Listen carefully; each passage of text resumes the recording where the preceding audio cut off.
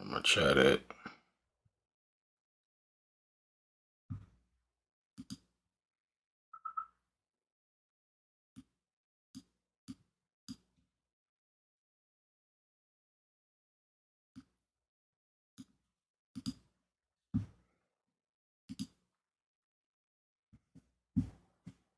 Where my chat though? I gotta be able to see that.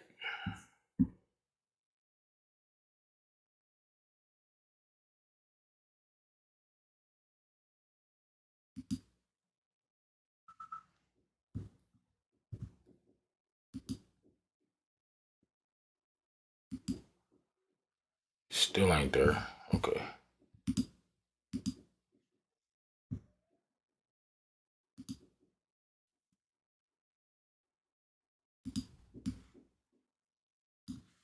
We'll just pretend it's full screen. How about that? That's what we'll do. We'll pretend it's full screen.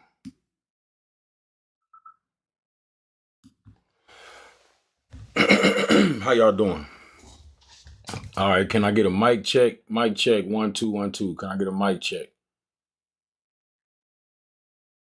before I get started? Let me let a few more people come in. Let me share the live out.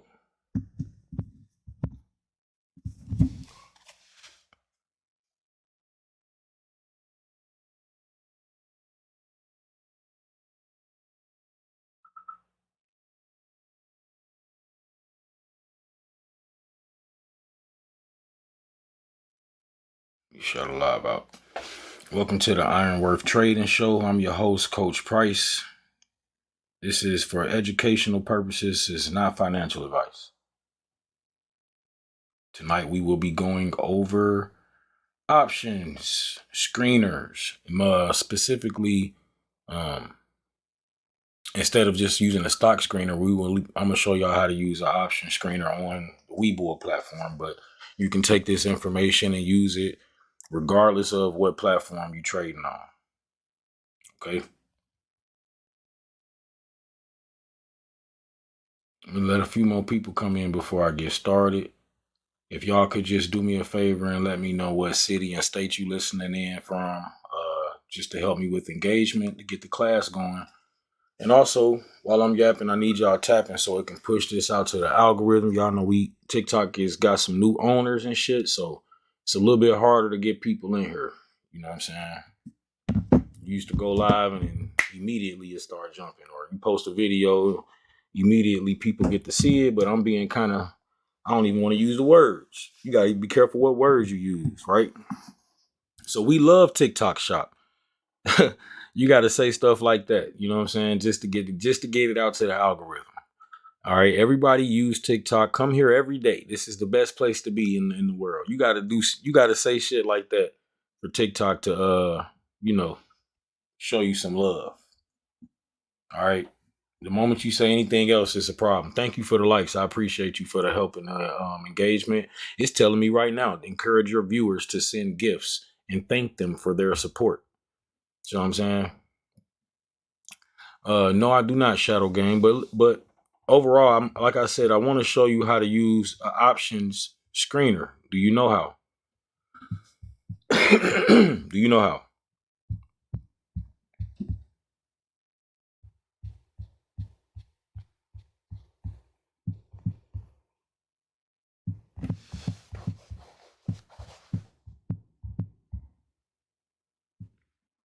Okay. Well, then I want you to, do me a favor, share the live out to your story. Do your followers a favor. Share the live out to your story. You know what I'm saying? I appreciate you for popping up today. You're gonna get the knowledge if don't nobody else get it. How's my mic though? Can you hear me? How's my sound? How's the screen? Can you see everything before I get started? I know it look complicated right now, but I'm about to simplify everything that you see on the screen. I'm gonna explain it. I'm gonna go widget by widget. Each one of these widgets serve a different purpose. Okay, and we're gonna talk about them. Screen is good, mic is good, everything is normal. All right, let's go. So Again, tonight is not a quick tip type of night. I'm not going to be giving out quick tips and shit. We're not really doing too many call outs tonight. Tonight we're going to take a lot of people from being at that beginner stage, the rookie stage. You see what I'm saying? So if you completely new to trading stock options, or if you are a rookie, or maybe you just want to sharpen your sword, this is the right place to be, right? I want to take you from I don't know what I'm looking at to I can drive this platform without crashing, right? So options are not hard because math is impossible. Let's get that clear first of all. Options are hard because people are undisciplined, impatient, and emotionally fragile around money. All right. So this platform that I'm using right here is this Webull. Okay. Webull. This is Webull. Now, this is a powerful tool. But if you don't understand the widgets, I don't, maybe you might be using Thinkorswim. It doesn't only apply for Webull. You can use options screeners on just about any platform that you trading on, right? But I'm going to teach you how this could be helpful. But you can use this on Thinkorswim. How many of y'all see the screener on there, but you never used it before because you don't understand how to use it? Let me know now if you've seen an option screener, but nobody ever kind of explained anything to you. B-Law, what's up? I'm glad you came to class, man. I'm not sure how much time you got, but I'm going to try to make it as fast as possible for y'all so I don't waste y'all time.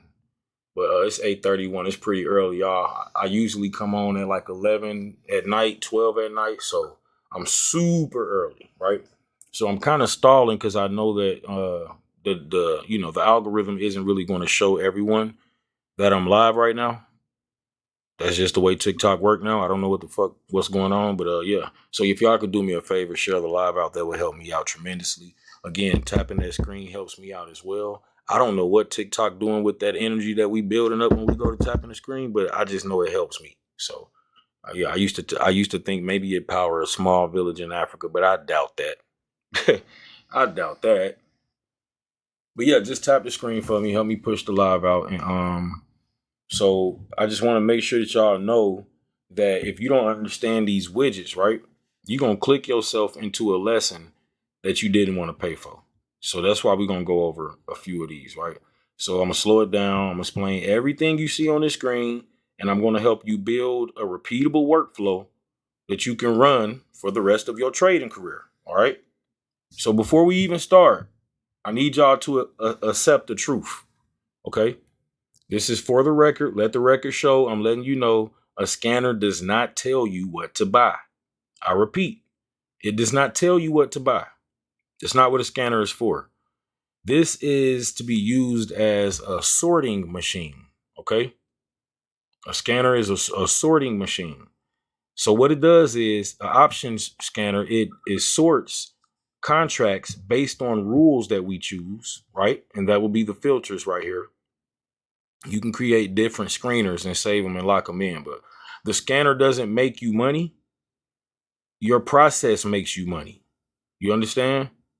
Your psychology makes you keep the money, right? So your process is going to make you money. Your psychology is going to allow you to keep it. If you choose bad rules, you're going to get trash ass contracts.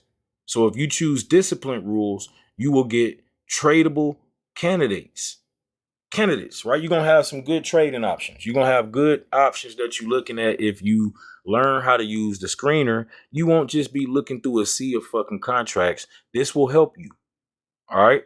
So I'm going to say the disclaimer again because I don't want people to mistake or confuse education with promises, right? This is not financial advice. Again, this is education.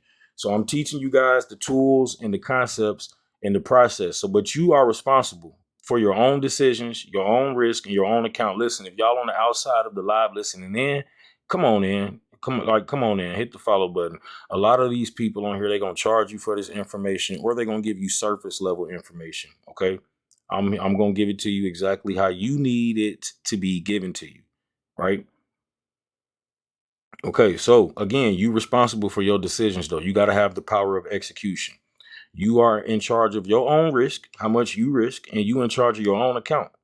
All right. So the market don't really give a fuck about how confident you feel, but the market only cares about what you do. Right. If y'all new here, hit the follow button. Right, hit the follow button. And if you are listening, put a W in the chat so I can know I got your ears. I'm going to make sure I got your attention. That is the cost of admission. You have to pay attention. That is the cost of admission. You have to pay attention. Okay, B Law, thank you. I'm glad you front and center. B Law in the front of the class. D Hill just walked in. D Hill, you got a tardy slip? Where my tardy slip at? I'm just playing, D Hill. What's happening? Jazzy, what up? What up? I'm glad. Okay, see, we are family. Face ass. I got all my sisters with me. You good, D? You good? You don't need one. You are excused. All right. So look, tonight we are going to use real visuals. I was just telling them about.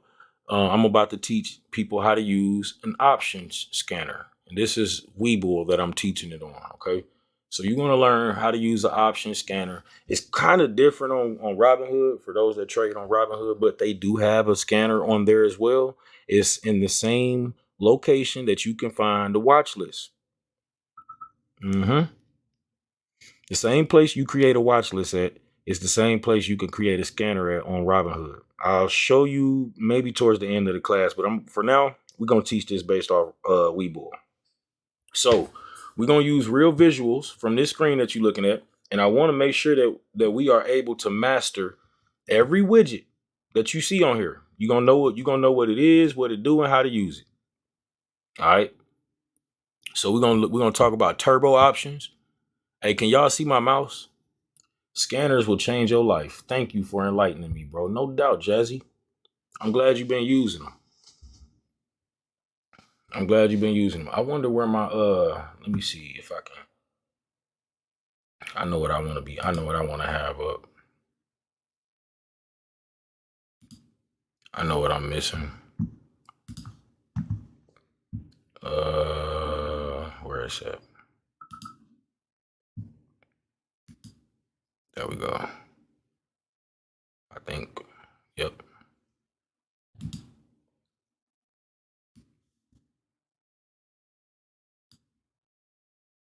All right.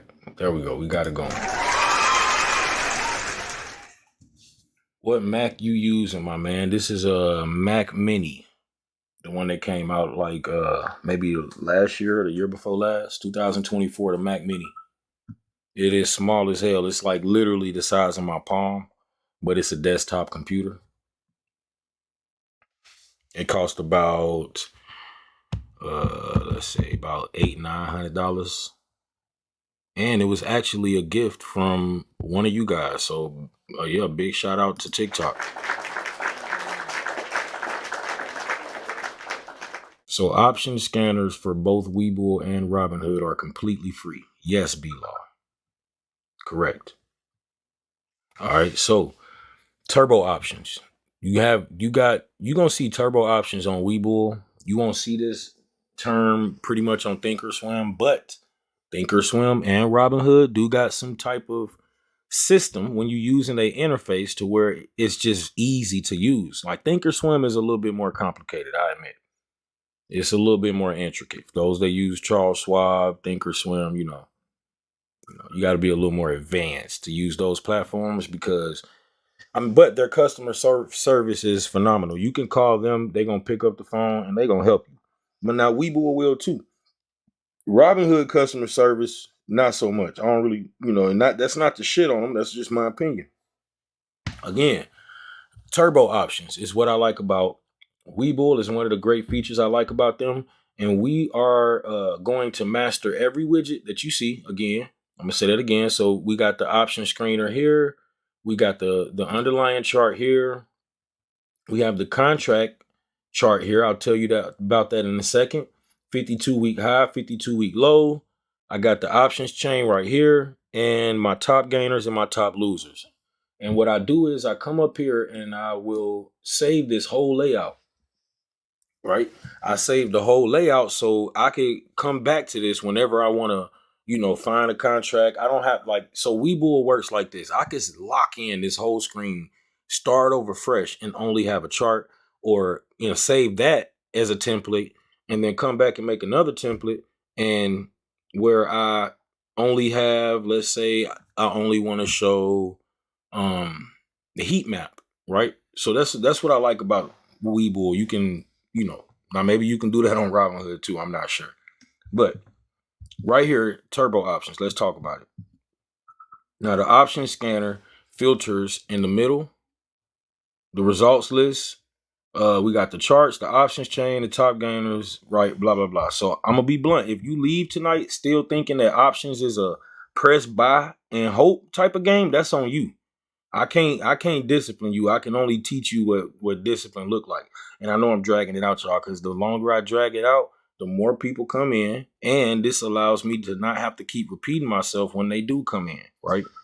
Because I know they're going to come in and then I'm going to have to start over. So if y'all don't remember nothing else, I need y'all to remember this. Options trading is directions, right? Options trading is directions plus time, plus volatility, times risk management, divided by, no, I'm serious though. It's a lot of variables that take place when you trade in stock options. You understand? Y'all with me? So the direction means that you need the underlying stock or that ETF to move up or down. The time means you need the idea. That idea must happen before that contract expires. Okay, so these are all expiration dates. Hold on, let me close this folder. These are all expiration dates that you see down here. February 13th, February 17th, February 18th, March 13th, September 18th. These are all expiration dates. So that's why time plays time is a variable in this matter, in this equation. Time means that you got to be right about which direction you think it was going to go in before that contract expire, before the time decay eats up your premium. Do y'all understand? Do you understand and overstand what I'm saying? I need to make sure y'all with me before I move on. I know my graduates are. I ain't talking to y'all. Thank y'all for being here. I know y'all already know this information, but I'm talking to the rookies, y'all, the beginners, the new traders, the new investors, etc. Yeah, I understand this. I'm a finance major. B-Law, I ain't talking to you. You know I'm not talking to you, B-Law, but thank you for being here.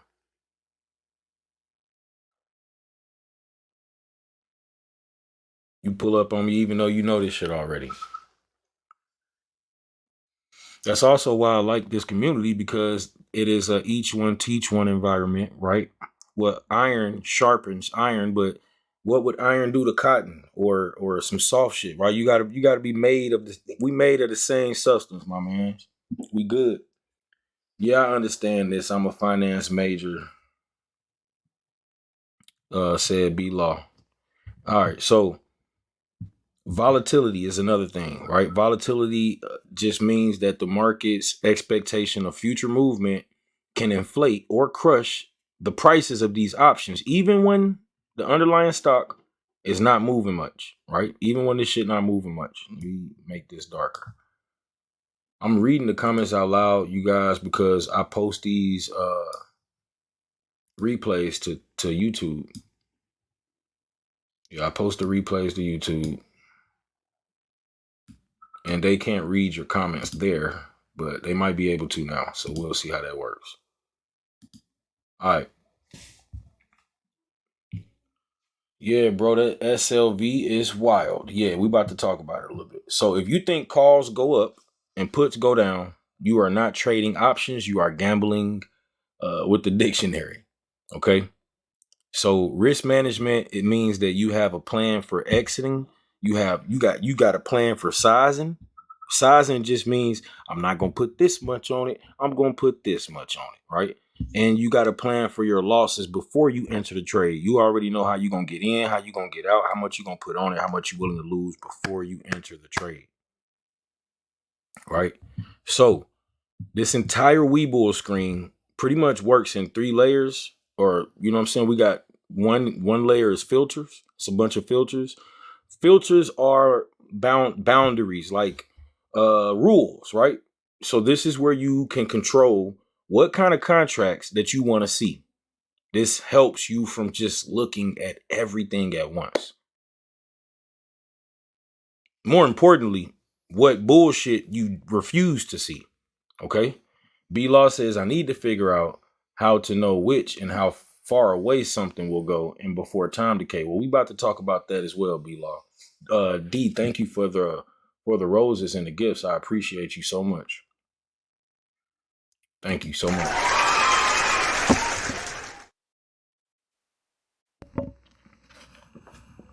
All right, so again, layer 1 is the filters. Layer 2 is results.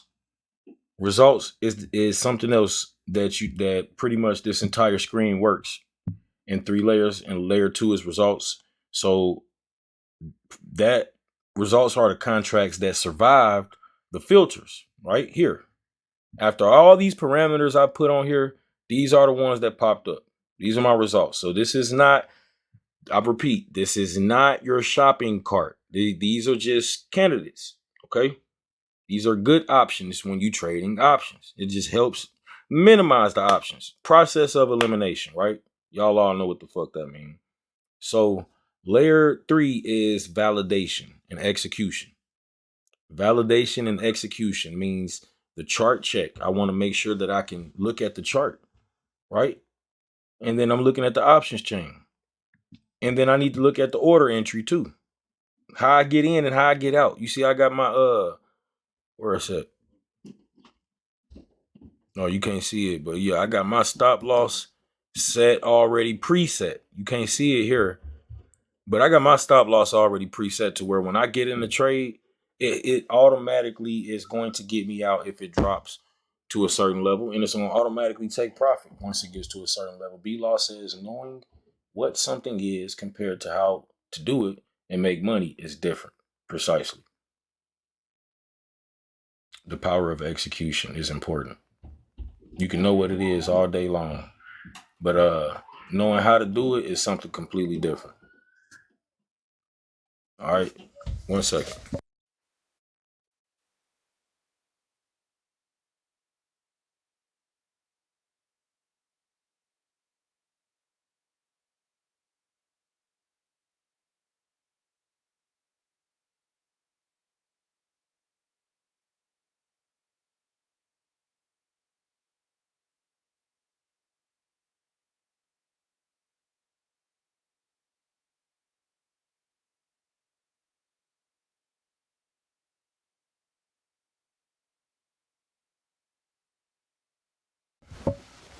All right.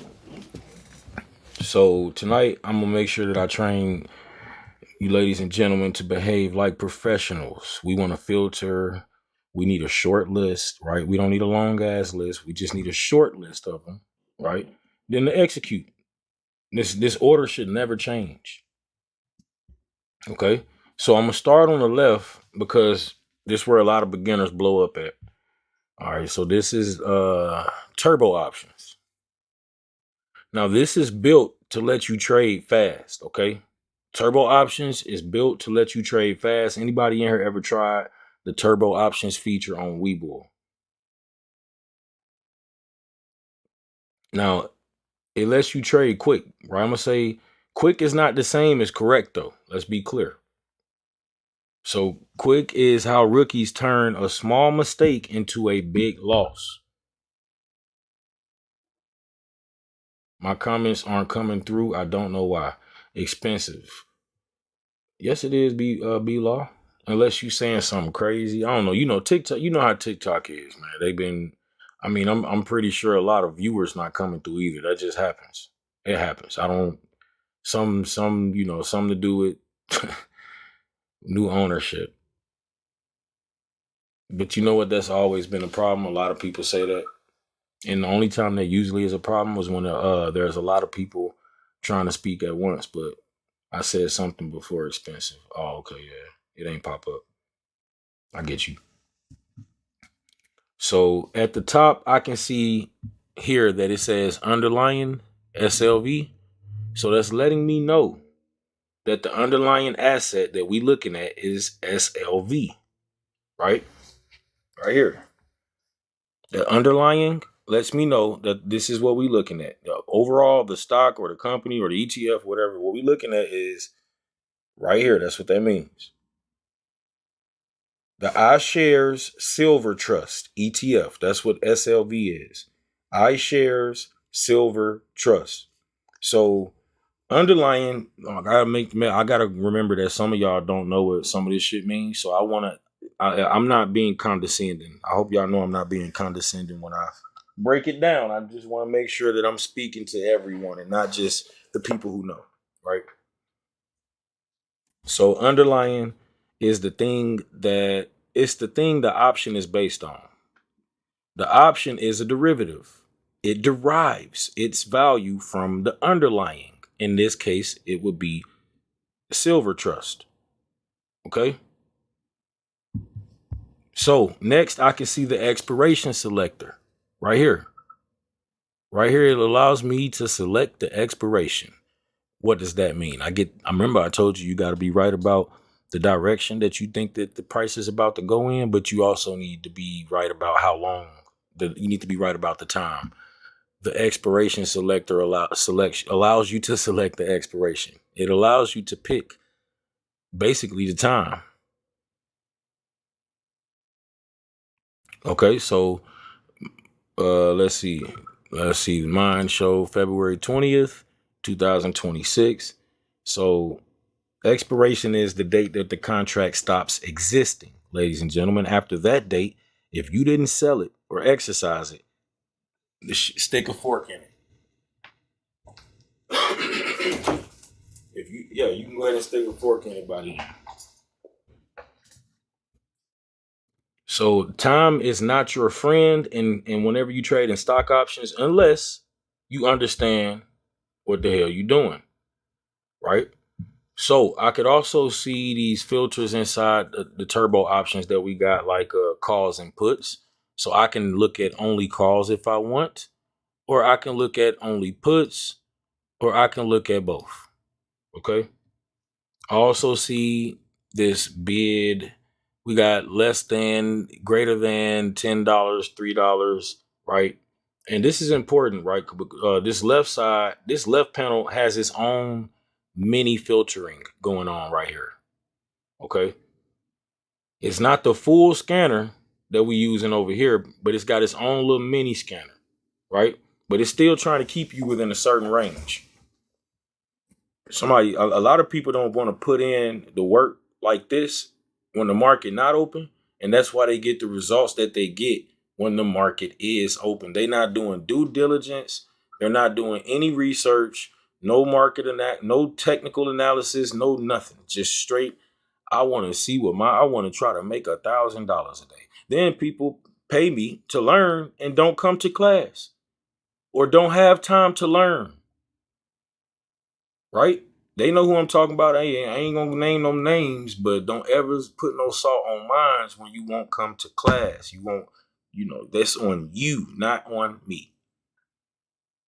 I'm doing it now, D, but yeah, I do. I would not mind repeating this. I also put the replay on YouTube, which is why I need to stay on topic. I'll be forgetting about my YouTube people. I need to just go through these videos and chop them up, but I just put them on there unedited, raw. Uncut. You use CloudBot? No, I do not.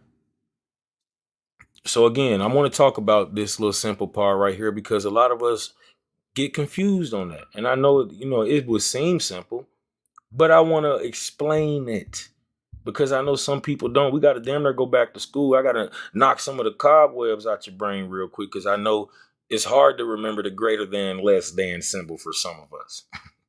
You know what I'm saying? I get it. So look at the filter on the screen. They use these little symbols like arrows, okay? You see them? Don't let them confuse you. I want you to think about an alligator mouth. I'm not being condescending. It might sound kiddie, might sound childish. I know you're not no damn kid. I just want you to understand. So right here, look at these symbols like alligator mouths, the greater than and less than symbol, okay? So the alligator is greedy. He always opens his mouth towards the bigger number, right? Okay? So think of it like hold on, somebody B Law says, I think something wrong with the comments. I can't say anything. Well, how come I can read that part then? It's definitely something wrong with the comments because it's TikTok, but I don't know why. Let's see, more chat settings. Highlight activities, add comment as creator, allow gifts, blah blah blah blah blah. Live chat, blah blah blah blah blah. Yeah, we got a lot of words that I put on there because people come on here and say crazy shit. So let's just take some of these off and see, because I get tired of haters. Let's put it this way. Let's take all of them off. It's a lot of keywords I didn't put on here. Show messages only from followers. Oh, I like that one. Yeah, I don't want to see nothing from nobody that ain't hit the follow button. I like that one, TikTok. Okay, I think that's it. That should be good.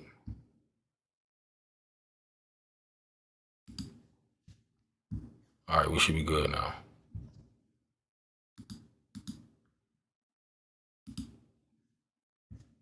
I have a question about your screen. I almost said screen. All right, I'm listening. I was saying implied volatility.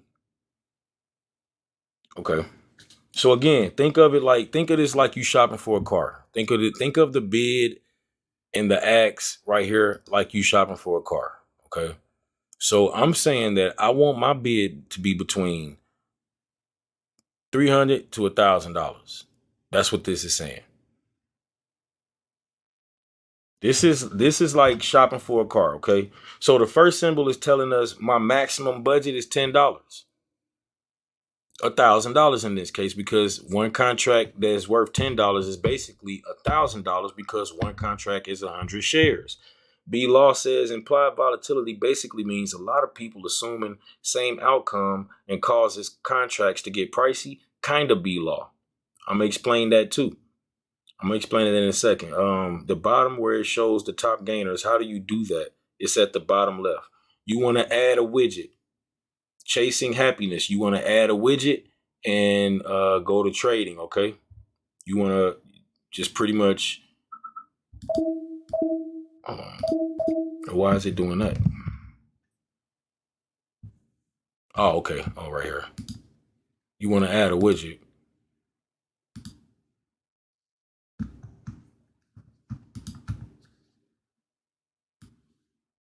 It'll be right here. And you want to get one called tops. We got comments, profile. Where is it at? General market. Here it is. Futures, yield, top gainers and losers. You would click on it and then just drop it there. All right.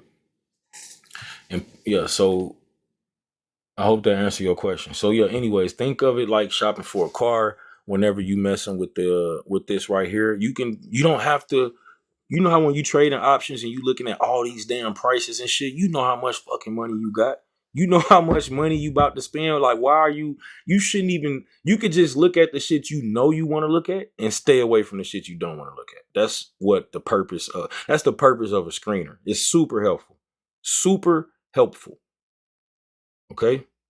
The second one is saying, but don't show me the bullshit that's cheaper than $300. That's what this is saying. All right. And then we got open interest right here too. So you will see open interest, and the alligator's mouth is eating the open interest side. Well, not in this case. It's not. Yes, it is. It's eating the open interest side, right? The words open interest. So we want a number bigger than 100. Does that make sense? We want a number bigger than 100 when it comes to the open interest. That's what this is saying. So think of open interest like a crowded room. Okay? Think of open interest like a crowded room. If you go to a party or you go to the club and only two people there, it's hard to leave without it being awkward. But if there's a bunch of people in the club, and you walk in and out, ain't nobody, gonna notice you. You're gonna go in and out whenever you want. So use that same concept for this. We use this filter to make sure that there's a big crowd, right? So it's easy for us to buy and sell our options without getting stuck. Do y'all understand? So remember, the first filter gonna set my budget. Then this one gonna make sure that we not trading in an empty room. Okay. All right. Now, let's see. Now we're gonna look at the main grid on the left. It says silver calls. Where we at? Silver calls right here. SLV calls. Hold on. B Law says open interest similar to volume. Kinda. Yes, it is. It is similar. I like that word. It is similar to volume, not the same. I bought contracts that went worthless instantly because they had zero volume. So I bet you won't never do that shit again, will you? All right. So look at right here where it says SLV calls, and on the right it says SLV puts. Each row shows a strike and the bid and the X. Each row. Right here it show the calls, and right here it show the puts. Ladies and gentlemen, a call is when you think it's going up. A put is when you think it's going down. Now you can buy a call and sell it, or sell a call. You can buy a put or sell a put. 4 different trades. Make sure to upload this to YouTube. I sure will, clairvoyant. And if y'all listening to me right now on YouTube, if you're watching this, it's a replay. Hit the subscribe button, leave a comment, please, and thank you. I need to grow on YouTube, y'all, because TikTok been acting crazy. So, I try to make sure y'all go subscribe to me on YouTube in case y'all don't see me here one day. At least you'll have me over there. The link is in my link tree in my bio. All right, so again, I'll define each strike price. That's what you see here where it says symbol. These are strike prices. Okay. Strike price is the price level the option contract is built around. Right? So for calls, let's look at calls. So for calls, a higher strike price, when you're dealing with calls, a higher strike price further out of the money, right? And whenever the underlying stock price is below that strike price, right?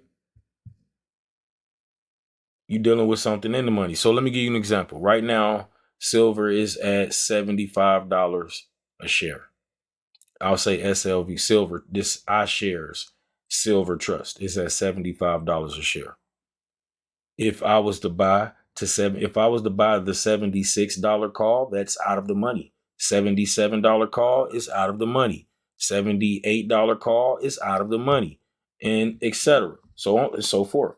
Now, if I was to buy the $74 call, that's in the money because it's already past $74. It's valuable already. It has intrinsic value. Okay. If I bought the $73 call, that's in the money. It has intrinsic value. It is $2 in the money. $72, you get what I'm saying? And so forth. So for calls, higher strikes are further out of the money when the underlying is below them. For puts, lower strikes are further out of the money when the underlying is above them. You do not need to memorize that right now. Don't confuse yourself. I just need you to understand the purpose. The strike is how you choose your leverage and your sensitivity.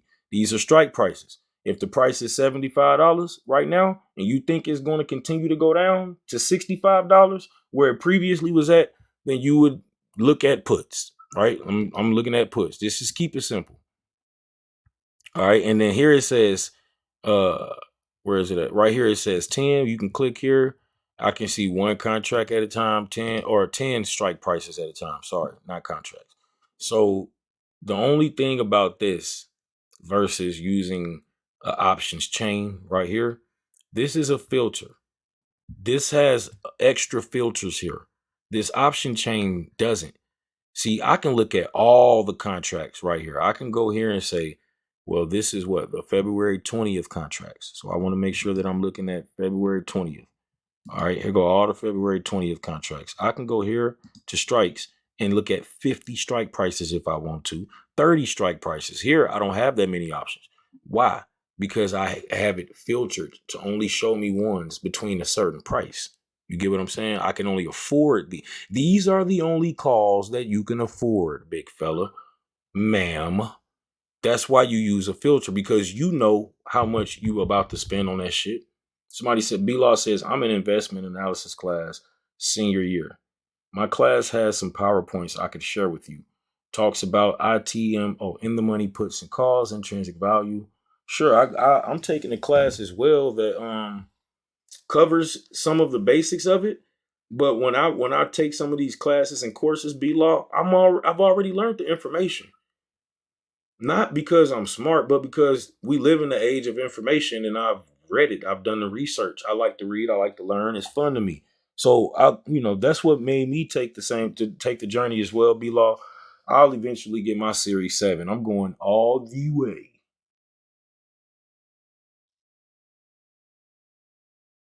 I don't know about getting a degree in finances. I don't really, I was born with 360 degrees.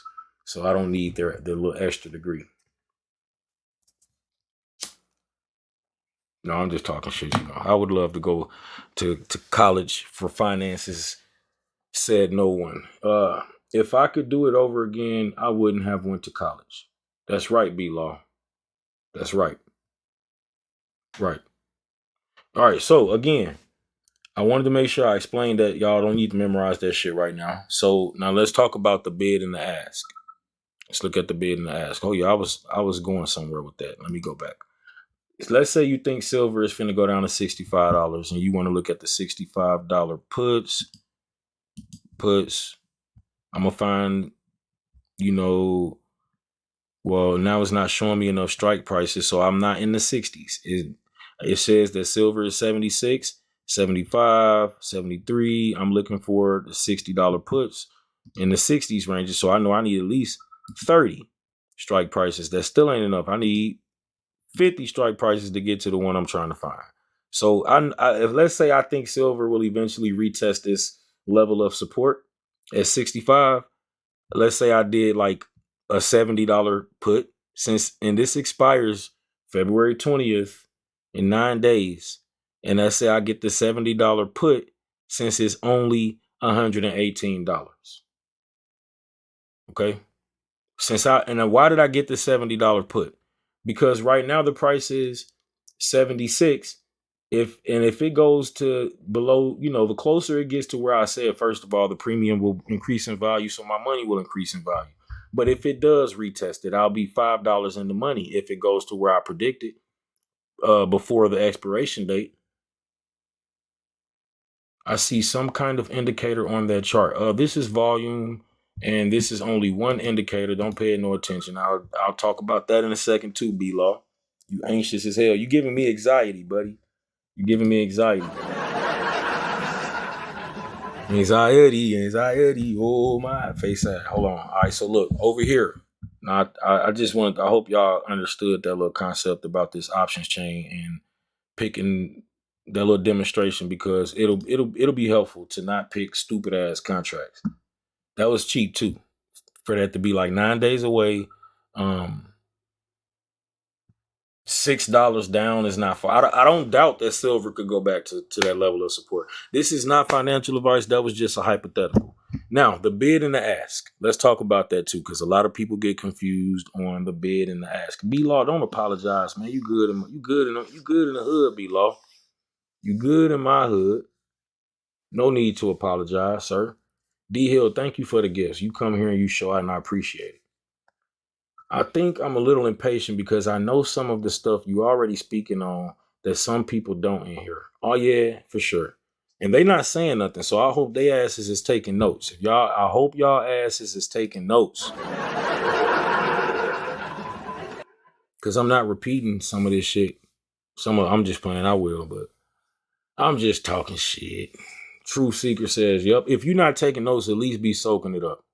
Shit going through a deaf ear. Some of them be law. Not most of them is not, because they sit here. I done had about 15 people in the room that's locked in. TikTok shows me how many people have entered the room, and how many are still here. So right now it has been 484 people that have entered the room, but only 16 people have remained in class, right? So to me, it's quality over quantity. Clairvoyant is here. That's all that matters, right? Now the bid and the ask. I want you to burn this into your brain. Burn this into your brain, because it's one of the biggest reasons that new traders lose money, and they don't even realize why. They don't even get why it's happening. So the bid, where you at? The bid right here. Can anybody tell me, other than B Law, you excluded? Can anybody tell me what the bid is? If you selling something, ain't you trying to get the most amount of money for it? Or do you want to sell it for dirt cheap, less than what it's worth? And if you buying something, don't you want to try to get like the most value for the least amount of money? You want a big discount for something that's very valuable, don't you? Something like that, chasing happiness. It is. Matter of fact, it is, but there's some more to it, right? B Law said, oh, I'm finna put your ass in detention. I'm just playing B Law. I'm just fucking with you. I need my buttons. Hold on. I gotta set my hotkeys. Hold on. I can't be clicking all the way over there for that. Command +3. Okay, cool. Command +3. Cool. So now I ain't gotta go all the way over there. I can just hit my damn button. One thing I'm not finna do is memorize that shit either. But anyways, like I was saying before I was interrupted by my intrusive thoughts. The bid and the ask. The bid is what buyers are willing to pay. The ask is what sellers are asking for. If you buy, you usually pay the ask. So if I'm buying, I'm usually going to pay whatever the asking price is.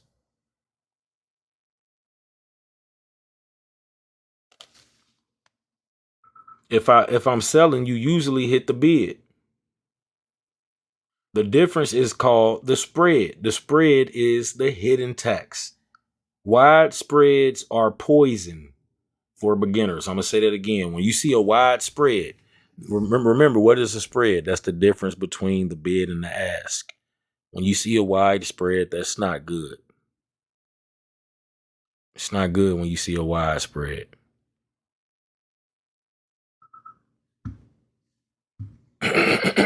Any questions? Like that stock I told you about was a wide spread. Yeah.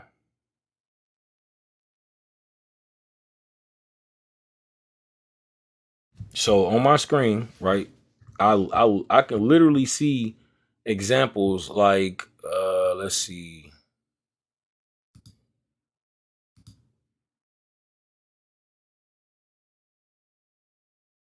Okay, I can see examples like a call with the bid around $9.60 and an ask around $9.90. So that spread is what? Who's going to tell me what's the spread between the bid and the ask on this?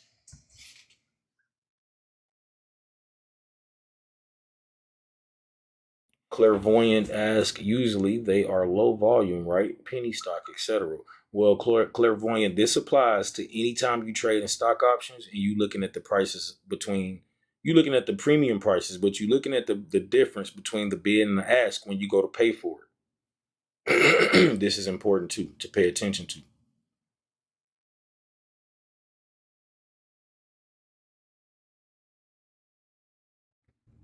All right, so since nobody answered, I'm gonna take that for y'all don't know.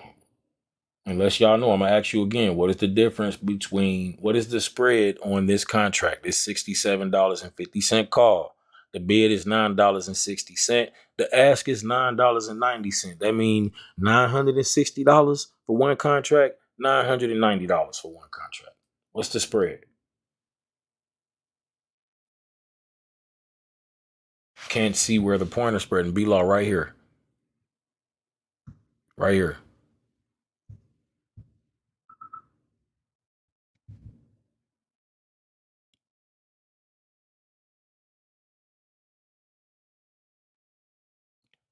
The spread is 0.30. $67 call, the $67 call, right? $67.50 call.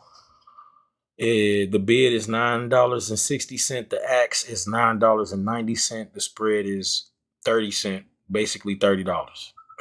Options are priced per share, but each contract controls 100 shares. So 30 cents is $30. $9.60 is $960.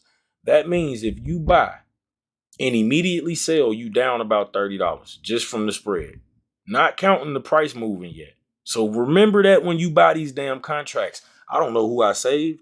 I wish somebody had told me that shit in my first year of trading. If you didn't get it, say, Coach, I don't get it still. I'll go over it again. If you get it, say, I got it. So I can,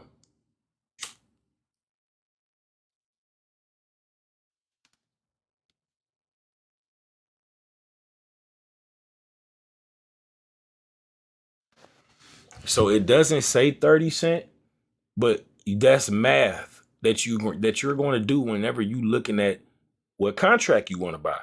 Even if it was Robinhood and you get ready to pay for that contract, you're going to always see the bid and the ask. You're going to always pay attention to the difference between the two. This is $9.60. This is $9.90, right? The difference between the two is 30 cents. $9.60 plus 30 cents equals $9.90. Options are priced per share, but each contract controls 100 shares. Each contract worth 100 shares. So that is really $960, right? $990, 0.30. It's the difference is $30. So whenever a new trader say, Coach, I bought it and it went against me immediately, half of the time it's not against you. It's just the spread in the field. That's it. It ain't got nothing to do with you or your decision. That was the spread. Is there any point in setting your own bid or just move to a different contract? Yeah, B-Law, because so let's take affordability into account, like position sizing, leveraging, making sure that you're not blowing your fucking account. You got, let's say you only got 10K in there and you putting 6K on the trade. It's fucking crazy. Like, why are you buying a contract that costs, I don't know, $3,000 for one contract? Like that type of shit. Like, and people buy in the middle. People buy in the middle, the mid. People buying the mid. Sometimes they want you to pay $990 for that contract, but you could fuck around and save $20 by switching your life and by switching your car insurance to Geico. I'm just playing. I'm just playing. I'm just playing.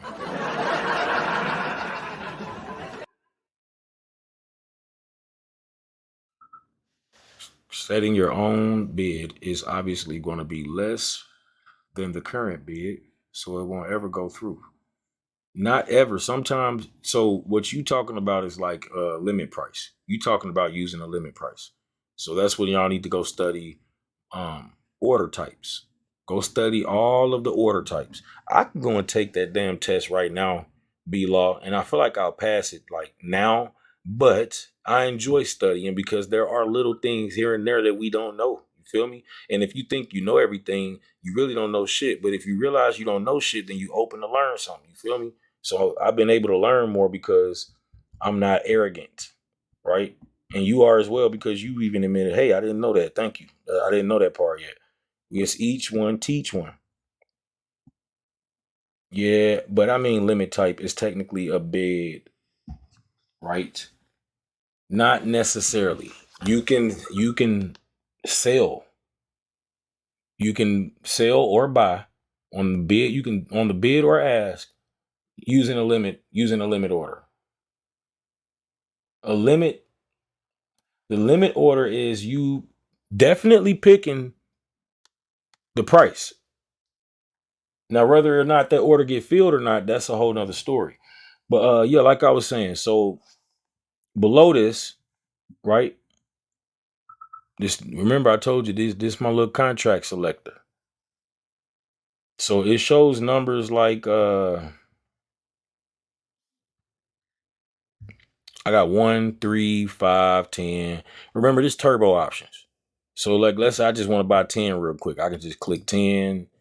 Also, when you using this, when you using a platform like a desktop version of whatever you trading on, you can use hotkeys. What is hotkeys? That's where you like you instead of moving the mouse around, or you may be used to trading on your phone only. But instead of doing all that, you could just literally hit a couple buttons, you in the trade. Hit one button, you in the trade.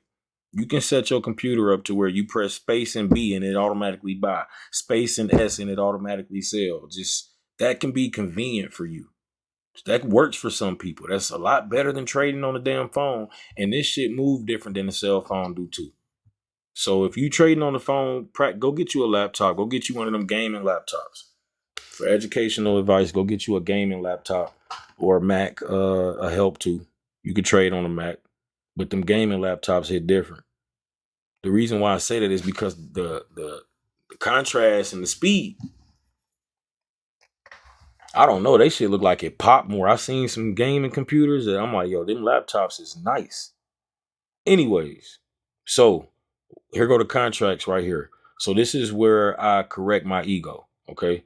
So again, quantity is not confidence. Quantity is risk. Just because you doing 50 contracts don't mean you know what the fuck you doing. 25, you know, no. You risking a lot. If you do not know how much you can lose on the trade, you ain't got no damn business increasing the quantity. When my sister them say period, I say exclamation mark though. You ain't got no business going up in contract size if you don't know how much you can lose on a trade. Again, then I see trade buttons. You say trade buttons right here. I could also set some settings here, and you can mess with these settings. You could say I want to do 2 contracts at a time. Never do one. I don't ever want to do one contract. I only want to let's make 2 my bare minimum. That way I can at least get in the trade, right? And then if it go in the right direction, I can sell one and keep the other. But if you only get one contract and it go in the right direction, you can only sell that motherfucker one time. All right, so now I can go here to the buy button and I can automatically set my stop loss to where I get out if I lose 25 and I take profit every time every time I'm making 75. You can change this. It doesn't have to be these parameters. You can make it whatever you want, but let's just be realistic. Like that's all, right? If it's either you can also change this and say I want to only lose I only want to lose 5%. So get me out the trade when it's, down 5% and I want to take profit at 15%. So I got a 1-to-3 risk to reward ratio, right? And you can just basically edit the trade buttons over here. All right. So again, where was I at? So I see buy and sell buttons. Buy, sell. Buy, sell. And it says, please select the contract because I don't have a contract selected. But it says buy and sell, right? So I can see at market. You can't see it, but it says buy at market. You may be able to zoom in on your screen like it's a picture, but it says buy market right here.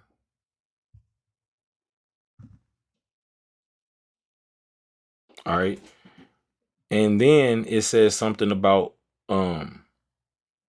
order confirmation right here. Order confirmations will be skipped. Are you sure you want to skip all order confirmations? No, I want the order confirmation. I want that order filled. I want to hear that shit. I want to hear something. Let me know I got in the trade. Right? You can come here and say, I want to use, I want to buy in at the market. I want to buy this contract at the market price. I want to buy this contract at, at whatever, the ask, the bid, the middle, etc. That's what that one's for. Same for the sale. Because it's market, there is no input. You don't put in the price. You said you want to buy it at the market price because a market order just means I want to get in immediately. I don't care about the price. and you're gonna get filled at the best available price. Your order filled. So yeah. Now this is critical because market orders and options can be dangerous, right? Whenever the spreads are wide, a market order basically say fill me at whatever price. And if the spread is wide and the liquidity is like basically not there, then you gonna get filled at a terrible ass price. So a part of mastering, not just Webull, but stock options is learning that speed is not necessarily a flex. You having control is the real flex. You having control. That's what this shit discipline. All right. Again, it's also I see the button in this button area. It looks like a bracket setup. I already showed y'all how to do that, but yeah, it's gonna force you in a structure when you say I want to lose this amount and I want to make this amount. That's called a bracket order or an OCO order on Think or Swim. I think it's called a one cancels the other order. All right. So I'm going to be honest. No button can replace a plan. You need to have a plan. A stop loss number that you typed randomly is not risk management. Risk management is choosing a level where your idea is proven wrong.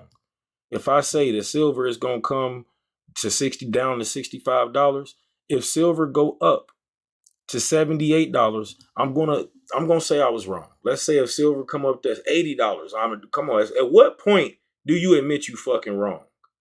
That's called invalidation. You need to have an invalidation level. B Law said one thing I'm lost on is how you set up stop limit. Do you set stop and limit at the same spot or what? You may only need to do a market stop, but it's the same shit. A limit, if you know the difference between a market order and a limit order, now apply that same thing to a stop loss. You just use that to get in the trade. Now you're gonna use the same thing to get out the trade. A stop loss is just you saying I'm getting out the trade, whether you at this level, if the price comes down to this level, get me out here, but I want to try to make this much. This is how much I want to get out at. I only want to get filled if I can get filled at this order. Other than that, I'm staying in the trade. I know you're talking about a stop loss. A stop loss can be a market order or a limit order. It could be a market stop or a limit stop. You actually gonna come across that B-Law in that course that you taking. Or am I confusing you with somebody else? Hold on. Didn't you say you was taking some type of course?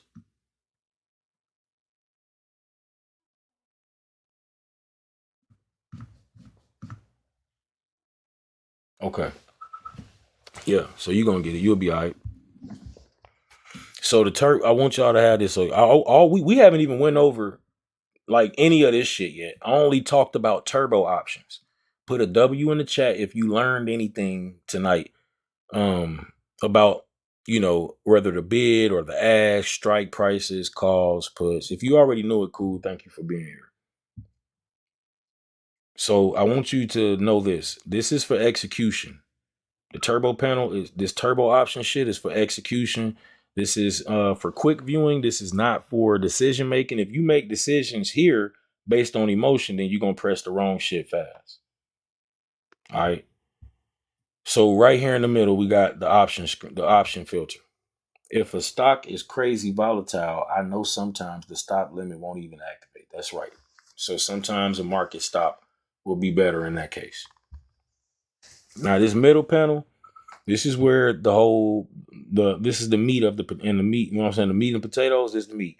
So this is where we got the symbols, we got the days to expire, right? We got the volume, open interest, the delta, and implied volatility. Right? This is the core. This is how I'm going to separate a contract from being tradable or untradable. So right here, I'm looking at the whole market because I can look at only my watch list. I can look at contracts only that's within my watch list or the positions that I hold. But I want to look at the whole market. And here it says days to expire. So I'm only looking at contracts that are about to expire within 7 days or they expire in 7 days, right? Not 6, not 5, not 4, to 62. So we got, they expire in about a week to 2 months. This is going to help. I'll explain in a second. This is a solid educational range for you as a beginner because it is not the insanity of a 0 days to expire. And it's not so far out that premiums become too expensive or large and slow, right? So a lot of y'all follow Chris Sane and don't got Chris Sane money to be taking them trades. So no diss to him either. I'm just saying it don't make sense. You need to make it make sense for you. So this range is going to give you time to be wrong and still be able to adjust. And that matters because you're going to be wrong a lot, right? So not because you stupid, that's just because this is how the market works, right? And you knew. We got my volume filter set from 27 to 2,158. Now, volume means how many of those option contracts traded today. How many of those option contracts traded today? Higher volume generally means you're going to see a tighter spread whenever you got higher volume. When I mess with this, I get different results. You understand? Somebody says, aren't longer expirations usually pricier contracts? Precisely. Yes, they are. But so volume just means how many of those option contracts traded today. So low volume can basically mean you're going to get stuck. Now, volume alone can spike for a few minutes and then die. So volume is necessary, but it ain't sufficient. It's necessary, but not necessarily sufficient. Right? It's a first line of defense whenever I'm, trying to go against dead ass contracts. I don't want dead contracts. I'm also looking at open interest. Because you could pick the wrong contract just by not using the screener. You can pick the wrong contract or the wrong stock just by not using the screener. So my open interest filter is set from 1,000 to 525,746. That is a strong liquidity filter. So open interest this high means that I'm generally forcing the scanner to show me contracts that have real participation in it. Again, this is good for beginners because it's going to lower the chance of trading something that got a fucked up spread. I can make it show me open interest. Does it not show you open interest on options page of Robinhood or Webull without the screener? Yeah, it does. But you're going to look at all of them? I would rather look at the only ones I want to look at and I want to just completely ignore the ones I don't want to look at. Be law. Like this is for real. Like this is the way in my Mandalorian voice. Yes. So my Delta filter right here, 0.36. So I know $30 to $60. This is one of the best things that I could do for y'all tonight, whether y'all know it or not. Okay, a Delta is a Greek, right? And what are Greeks? When you trade in stock options, Greeks are sensitivity measures, sensitivity rulers. It's a way for you to measure sensitivity. B-Law, I can explain this on Robinhood, but I would have to do a whole nother segue on that because it's a completely different platform, right? I'll do that. That'll be one of the next videos I do. Are you showing the actual parameters that you use? Yeah, I am actually. I'm showing you. I set this up for a reason, but I'm just going through definitions. I'm gonna explain even more in a second, but we already an hour in, right? I mean, that's why I came on early because I knew this was gonna be a master class. I said I'm gonna give TikTok a master class tonight. Hold on for a second.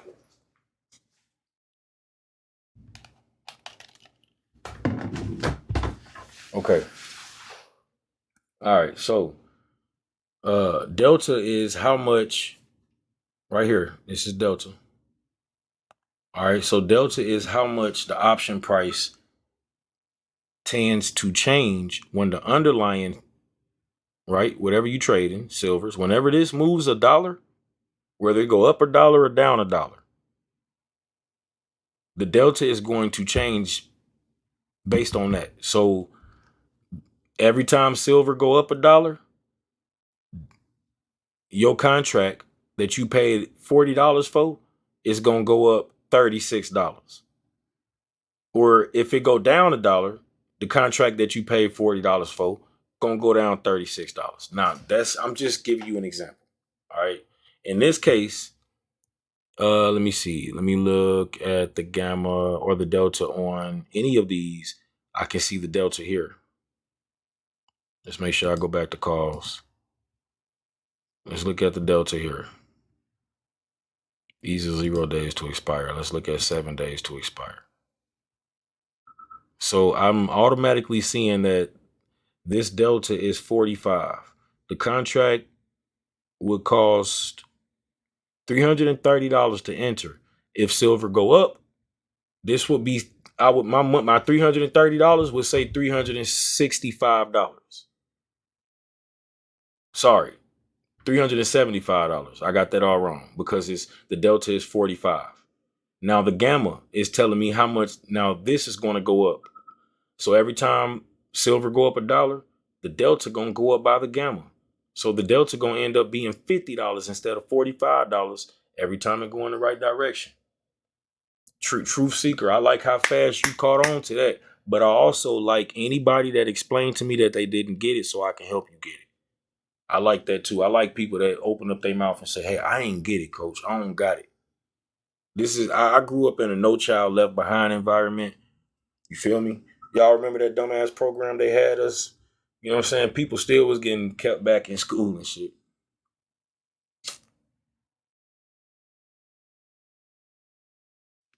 But yeah.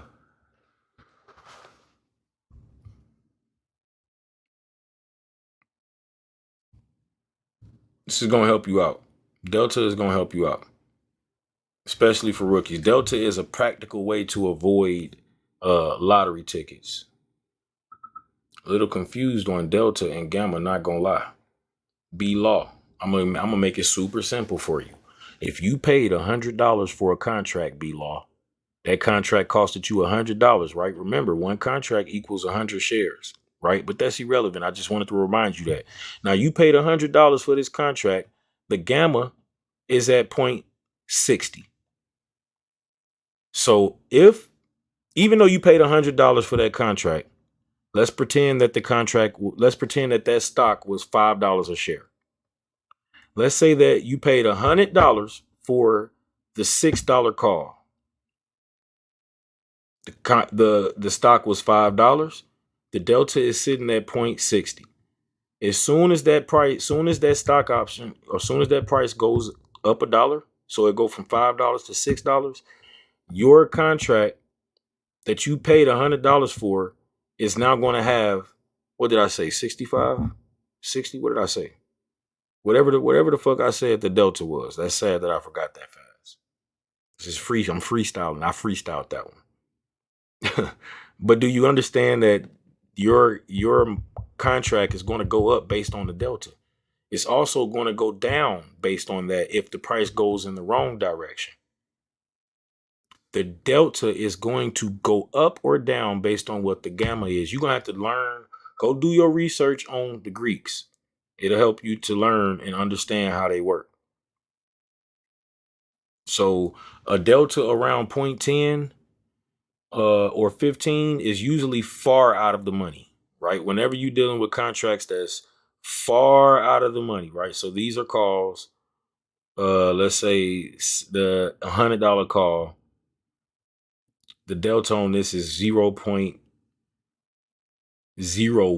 That's low. Even these are low. 0.14, 0.11, these are way out of the money because silver is not $85. Silver is $76 right now. You way out of the money. So the contract is not going to move like that. That's usually speaking. B Law says, I know beta. That's usually speaking to how volatile something is, right? No, no, the beta is how much the delta is going to go up or down. Remember like it's complicated, man. It's variables, and it's really not complicated. I think we make it complicated, right? It's not. It's not. Look, silver is $76. Let's pretend you think it's going to go up to $80. Boom, $80 contract right here. 100, let's say they want, let's see, $159. You pay $159 for this contract. If the price goes up a dollar from 56 to 86, I mean, nah, what the fuck wrong with me? From 76 to 77, pardon me. Look at the delta. It tells you here 24. So remember, 24 cents is really $24 because each contract worth 100 shares. So you would add that $24 to your $159, and that's every time the price go up a dollar. But wait, there's more. You got the delta. I don't even know why I said beta. You got me saying beta and shit, right? So I was saying delta, the gamma. I don't know what the fuck you got me saying beta. Delta and gamma. You meant to say theta. So gamma right here, 4 cents is really $4.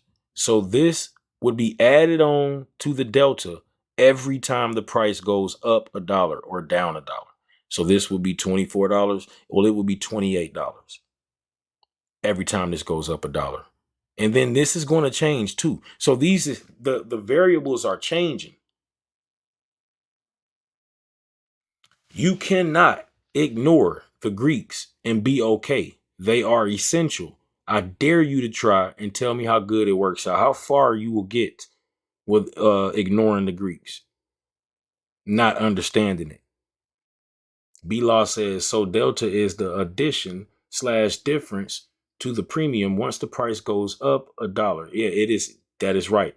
It's what you're going to add or take away from the premium once the price goes up a dollar. I like how you just understood it. Do you trade futures? Yes. What is better, options or futures? Oh, that's like asking what is better, fruits or vegetables. I don't even know if that was a good analogy. I think that was a weak ass analogy, but you know, I don't know, man. That's a hard question. This is preference, man. The stock market is open right now, 9 o'clock, no, 9:30 a.m. to that's Eastern Standard Time to 4 o'clock. You know, and futures market is open 23 hours a day. I like futures because I'm a night owl. I love stock options though because I'm an entrepreneur, right? I like crypto too though. I'm a crypto bro. One thing I can't get jiggy with is forex. I feel like forex is like watching water boil. Right? Who the fuck turned on the pot? You ever boiled eggs and just stood there and waited for them to be done and watched the water like a fucking psychopath? I think that's what I don't know. I don't like forex. I just don't like it. Now it's foreign exchange. It's necessary once you reach a certain. I think once you trade in six figures, forex won't be boring. But I wasn't trading six figures when I first started trading. So B Law says Delta actually gives you insight to how much you can make before even going in. Exactly. You exactly, B Law. Um, what is easier, futures or stock options? Uh, Futures would be easier because in futures you only got to worry about buy or sell. In stock options, you got to deal with all these different variables that I just told you about. Okay. That depends. Chasing happiness. It's not going to be the same number. It depends on whether what type. Is it a high probability trade? Right? Is it more than likely going to happen, or is this a high speculative, high risk, high reward trade? Because if it's high risk, high reward, I'm going to stick to anywhere under 5 contracts, maybe under 10, depending on what level. If it's a high probability trade, you do the math. Delta sounds, excuse me too, I'm sorry, y'all. Delta sounds a little more important than gamma just from analyzing what we've been told. Well, not necessarily. It's not about what's more important, B Law. It's not about what's more important. Hey, thank you for the gifts, empowerment, assets. I appreciate you for stopping through. Thank you. Yeah, it's not about which one is more important. Because remember, the delta is going to be changed by the gamma. So why isn't the gamma important? The delta is going to change. You want to know how much money you gonna lose or make? It ain't gonna be stuck at that same level. It's gonna be changed by the gamma. They both play a key role in the process of making money. That's right. All right. So a delta around point 0.10 or point 0.15 is usually far out of the money. It's cheap. It look exciting. It's often, going to expire worthless. That's why people call it a lottery ticket. A delta around 35 to 60, like point 0.35, point 0.60, or $35 to $60 is more of an adult level for me. So it's more responsive to the underlying movement. And it usually got a higher probability of finishing in the money than a tiny delta option. So that delta range is a training wheel this delta range right here is a training wheel for you. It's going to force you to stay away from nonsense. Implied volatility, right? Now, I'm going to make sure I say this for the people in the back. Options have an expectation tax. Options got an expectation tax. When the market expects big moves, the options are going to get expensive. When the market expects calm, the options get cheaper. Implied volatility is not direction.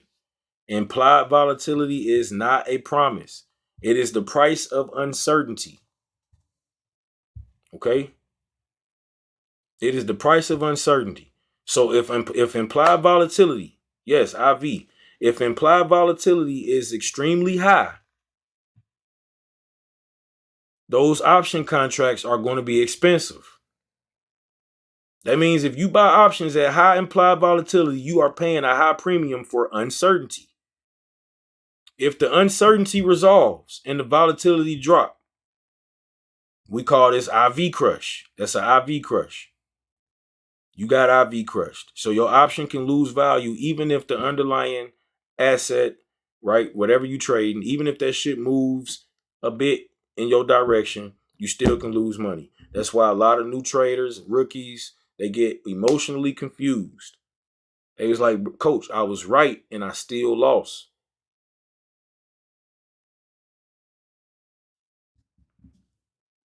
Any questions?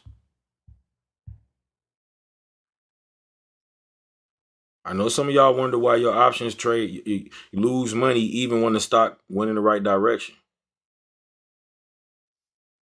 So think of implied volatility as the insurance premium of the stock market, right? So the more uncertain, the higher the IV is correct. What happens when your contract is about to expire? People say it's become worthless. What that mean? That means that you answered your own question. When the contract is about to expire, it is the closer it gets to expiration date, the more worthless it becomes when it's not in the right direction. When your shit ain't in the money, if it's in the money, that's another story. What that mean? Basically, if you was right about the direction, that's another story. When a hurricane is heading toward a house, I'm going back to implied volatility, so we won't get off track. When a hurricane is heading towards your house, knock on wood, insurance get really expensive, don't it? Remember when the California fires happened?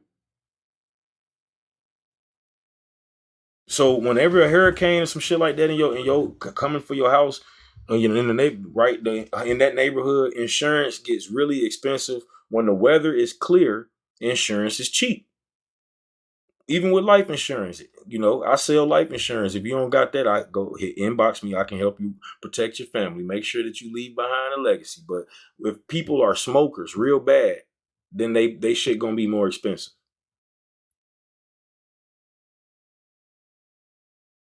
Same shit with implied volatility. Who laughing at you? Ain't nobody laughing at you. If the contract is out of the money and it is about to expire, why would anyone want to buy? B-Law, they need to ask themselves that question. No, ain't nobody laughing at you, bro. This is a safe environment. You feel me? They not laughing at you. We don't play that shit over here. It's all love. You feel me? The same people that you see laughing will answer your question in a heartbeat. I guarantee it. I promise you. Yeah, don't leave chasing happiness and goals. The same people that you think laughing, they gonna answer your question whether you know it or not. You gotta have tough skin over here.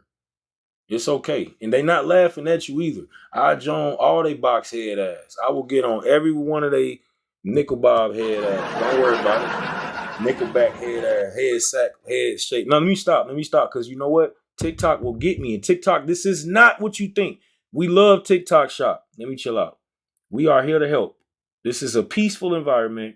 We do not in any shape, form, or fashion promote violence or bullying or harassment. We do not engage in any of that, right? We got to be careful what we say, y'all, because TikTok could get me up out of here quick. We wouldn't be here if we had all the answers, said B-Law. We are here to help you. That's right. All right, so I'm gonna go on with what I was saying. My bad, y'all. Like I was saying though, whenever the weather is clear, the insurance is cheap. So in the stock market, bad weather, quote unquote bad weather, is an earnings report. We had $100 calls on Robinhood. That earnings came out and said, all right, bet. Right? An earnings report is like a report card for a business or a big news event. If you buy options when the storm is already known, you paying a massive ass markup. Okay? So there is a method to the madness. You need to know when to buy. If you want to buy a call or a put, you want to shop when the sun is shining, right? On my screener or on your screener, look for IV rank. You want this number under 25%. That means the options are on sale. They are cheap. You buying the insurance before the storm clouds even show up. Okay? And then when you want to sell, now if you want to sell options to collect income, you want the opposite. You want to be the insurance company. So you look for an IV rank over 50%. The reason why I got both of them, BOFFUM, is because I want both of them. I want to look at ones that sell and look at ones to buy. But you wouldn't necessarily do that. You would stick to one or the other. So if you want, remember, I'm going to say that again if you're taking notes. If you want to buy a call or a put, you want to shop when the sun is shining, you want the IV to be under 25%. That means the options are on sale. And whenever you might be looking to collect income, so if you want to sell options, you want the IV rank over 50%. This means that people are panicking. They are overpaying for protection. You sell them that expensive insurance. And when the news passes and the storm clears, the price of that option crashes. You keep the difference as profit. Are we making sense?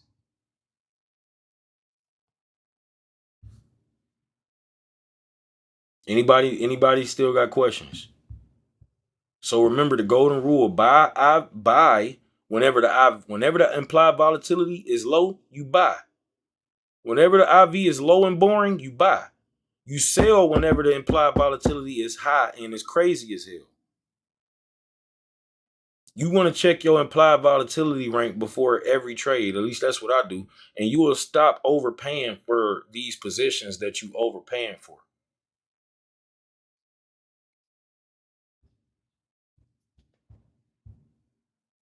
But again, here's the nuance I want to make sure I teach you tonight. Implied volatility is ticker specific. What does that mean? What's high for one ticker might be normal for another. You see how that works? So the best use of implied volatility for y'all as beginners is not to worship a number. You need to understand, and overstand the concept, and then you are able to avoid extremes while you learning. Okay. All right. So now we'll go to the middle panel, right here. All right. This is where I'm going to build a quality gate. So I'm forcing the scanner to only show me contracts that are liquid. They are responsible. They are reasonably responsive, and not ridiculously overpriced by volatility. Okay, that's how you gonna stay alive in the stock market. So we're gonna move to the list of results. That's what we got. After putting in all these parameters and these filters, here's my list of results. Here are the companies that I'm looking at, the options, the contract date, the expiration date, the strike price, and the premium price.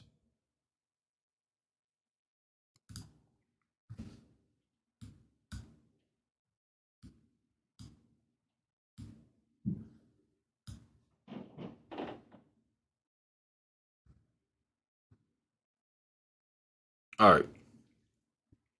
So we can see a column for the symbol price. I don't know why it's not showing. It's because it's not full screen, but I'm about to go full screen for a second. All right. So we can see uh, a column for the symbol price, or for the symbol, sorry. For the symbol, price, the percent change. We got the price right here. We got the percent change right here. We got the symbol right here. You see? We got the bid and the ask, etc. And I can see entries like silver calls right here. Silver $76, February 20th, 2026 call, right? $347 for that position. It's up 43% right now. So whoever bought the $76 call that expires February the 20th, they are up 43% right now. Okay. So I got damn near 1,200 matches in total, a maximum of 500 options contracts. I can create a watch list with 200 results at most. Continue. So no, I don't want to add all these to a watch list. I just want to show you how to filter through them or whatnot. So this is the list right here. I see SoFi calls right here. Right, we see Rio. What's this? Is this Riot? No, that ain't Riot. But Rio calls, General Motor calls, Nike calls. It's some puts on here too, I think, if I ain't mistaken. Unless I'm only looking at calls.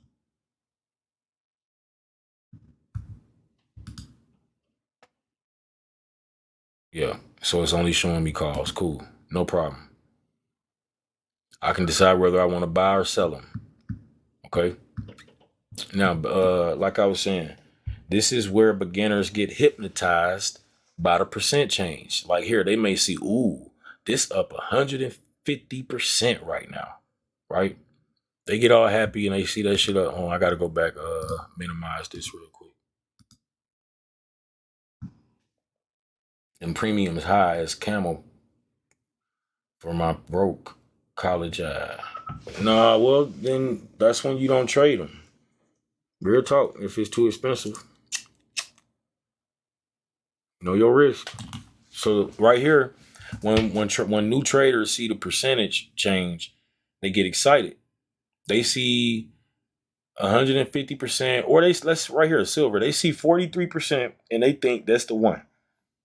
No, percent change is not a reason. Percent change is just a symptom of the movement that already happened. If you chase percent change, right, chasing percent change is like sprinting after a bus that already passed you, and you calling it cardio.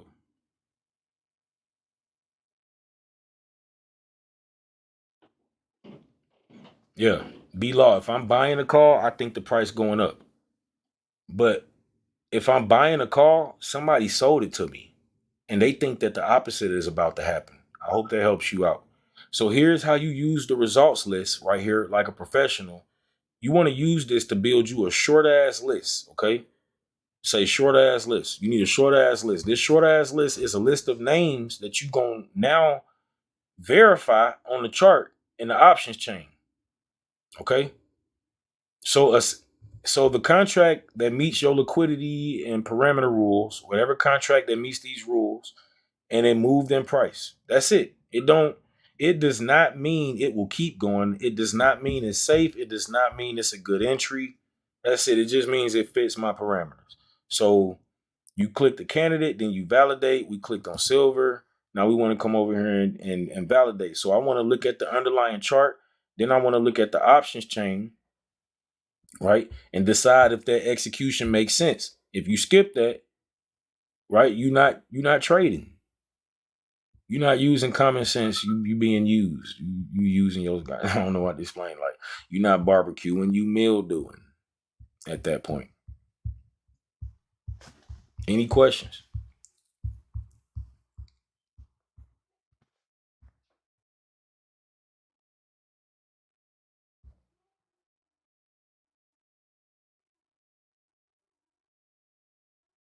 What's open interest? I'll go over that again in a second. See, I'm gonna come back. You see where it say days to expire? I'm gonna go back to open interest. I'm gonna come back to this panel. Not all the way over, truth seeker. Not all the way. Not all. I'm not gonna start all the way over. Just hear me out.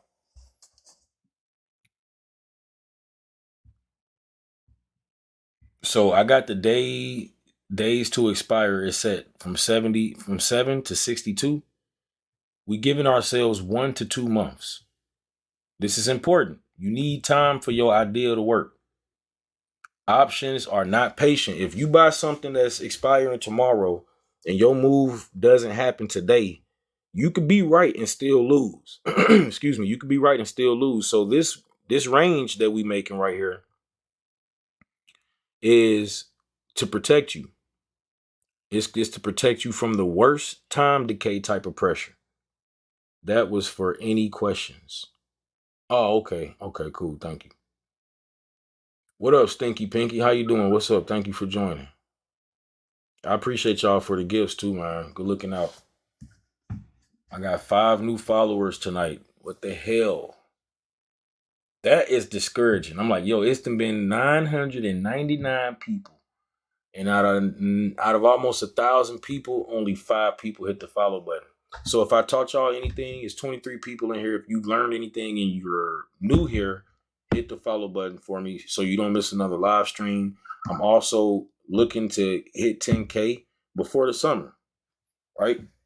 What that dude say? It's the HBO special. Help a brother out. Help a brother out. And then 2 of them was one person. Ain't that about great hit 500% on QQQ puts today. 500. Y'all heard him. Give it up for him, ladies and gentlemen. So if you buy something that's expiring tomorrow, you could be right and you still lose if it don't happen. All right, so now I got my volume set from 27 to 2,158. Again, volume is today's activity. I'm not interested in contracts that nobody is trading. Why the fuck would I want to trade contracts that ain't nobody else is trading? So when you without using this filter, if you knew, you just gonna be looking at contracts and you don't even know because you don't know volume and you ain't even looking at volume. So that's why this is gonna help you. I want to be able to enter and exit without begging the market to fill my order. Somebody asked about open interest. Truth Seeker says, wow, what you say wow for? B-Law said people want you to do it for them. They don't want to learn. That's right.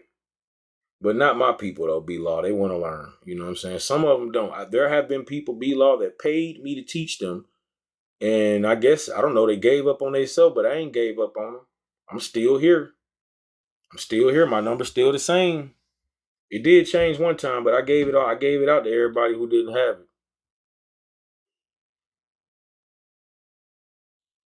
I go live every other day.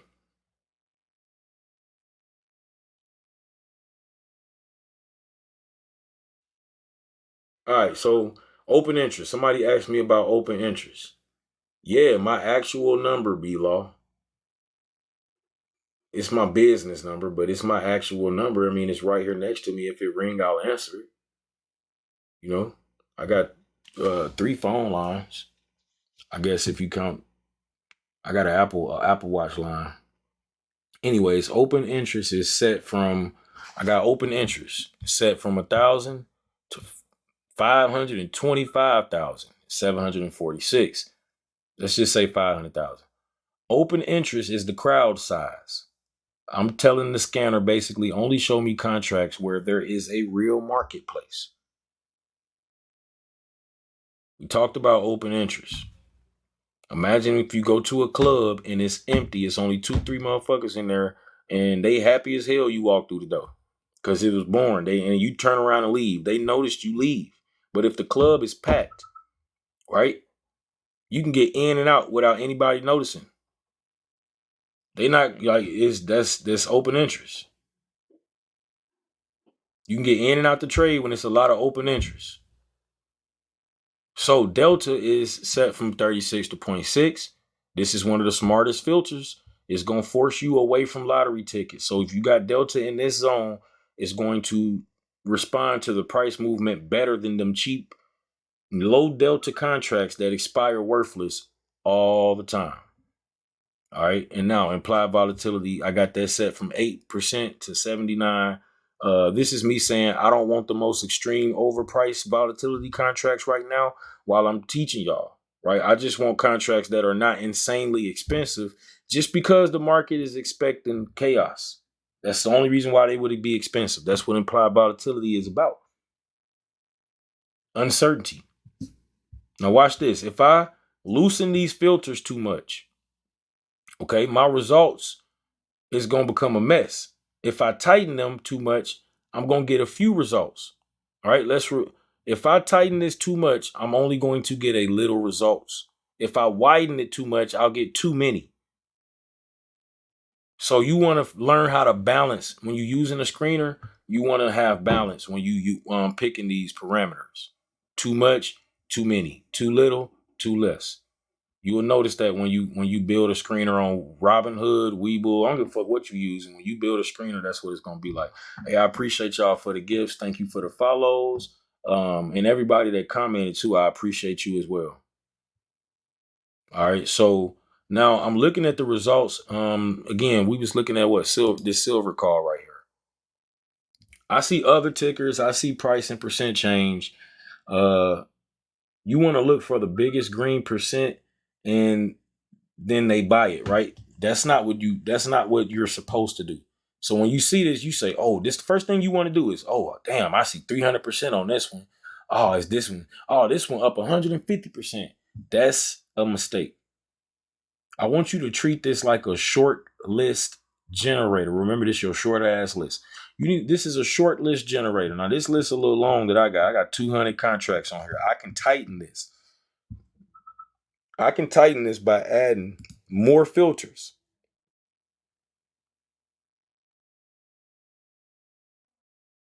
I can say I can add exercise probability here too. But anyways, for the sake of the show,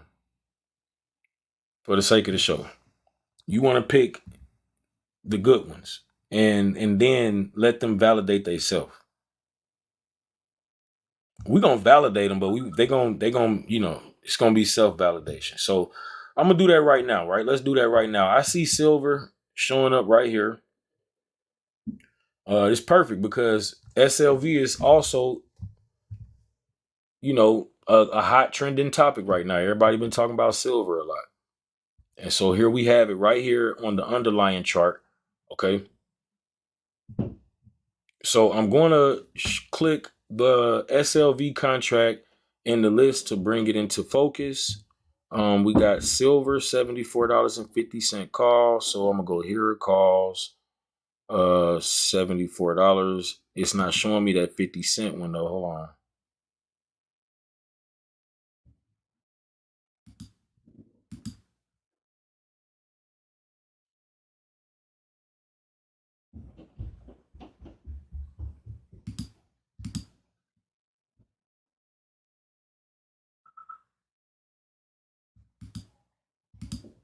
Here we go. $74.50 call. So right now it's $470. Okay. So what you see here, it says strategy. When you click strategy, you got all these different options.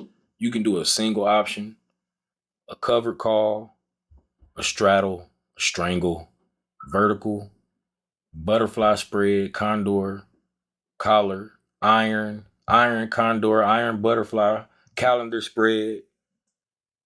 You know what I'm saying? All these different strategies, right? But right now we doing a first trigger stop, which is basically one cancels the other. OCO order, meaning as soon as I get in this trade, I got my stop loss already set and I got my take profit already set. Okay. So I'm not buying anything. I'm just selecting it to show you the market closed right now. I'm not able to anyways. Okay. So I'm just showing you just to give you an example.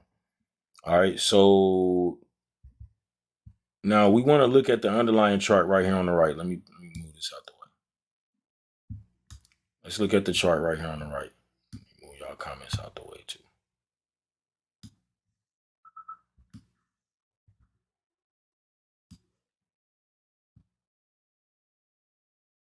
All right. So right here on this is the underlying chart, which is what we trading, SLV. This is iShares. Let me see. Let me add a widget profile. iShares Silver Trust. The investment seeks to reflect generally the performance of the price of silver. So yeah, SLV reflects the performance of the price of silver. Simple as that. What is the price doing overall? We're going to look at this on the 1 hour chart. 1 hour. That means each candlestick represents 1 hour of time. What is the price doing overall? Now we can't really see that on this chart, but for now we can. We can see that it is making lower highs. Okay. It's making lower highs. And it made a lower high here and a lower high here. As far as lows, we got a low here and we got a low here. And so yeah, it created a higher low, but a lower high, which is putting it in a bit of I want to say a bearish pennant.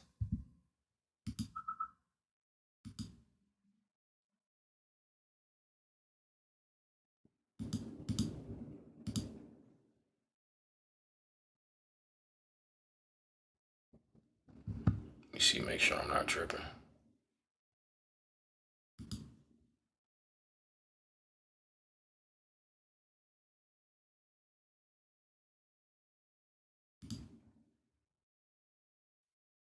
Yeah, I could be tripping.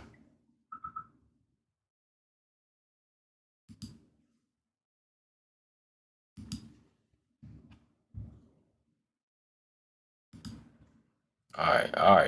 Get out of drawing mode now. Get out of drawing mode now.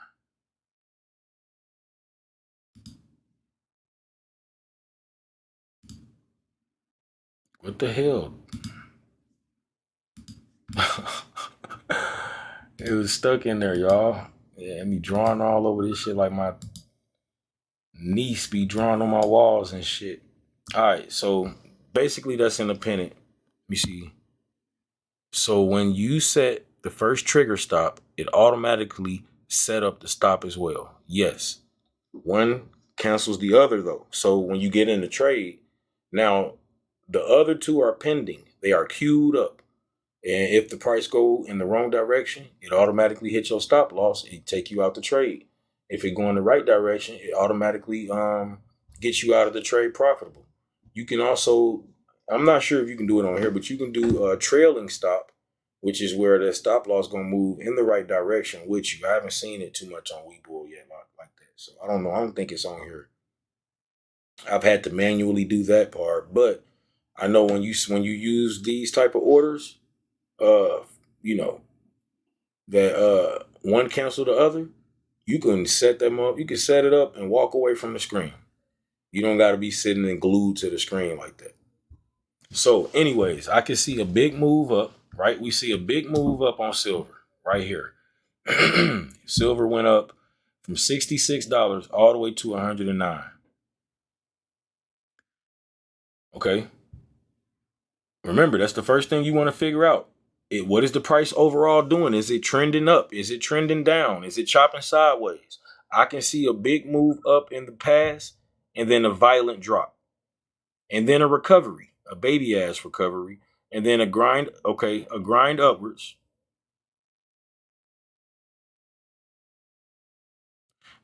That tells me that this instrument is super volatile. All these damn gaps. It's a lot of gaps. So silver is extremely volatile. So when you set the first trigger stop, I already read that one. Right. Okay. Yeah. Sorry, y'all. But yeah, it's been whipping. This shit been whipping. Basically, the options prices and implied volatility can also be more sensitive.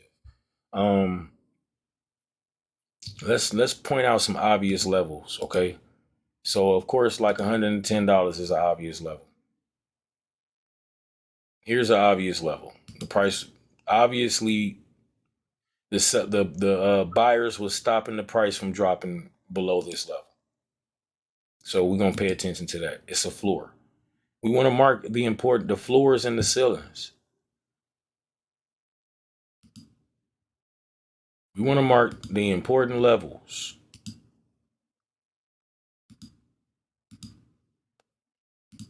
All right.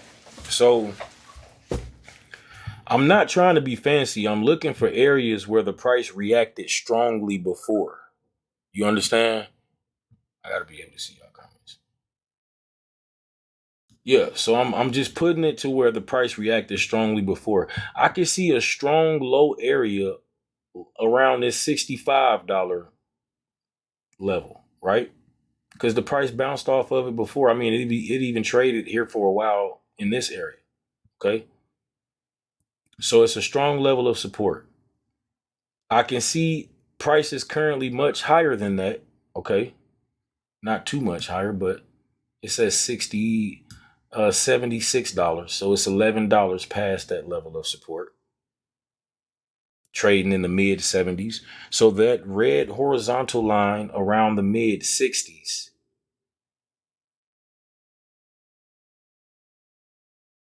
is acting like a reference. This is a major low area. Okay. Now I'm gonna ask the most important question for risk.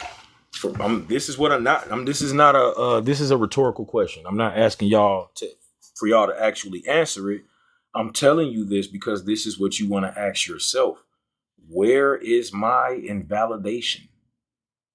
If I think this is about to go up, at what point am I wrong? I need a level that, if broken, it proves my bullish idea to be wrong.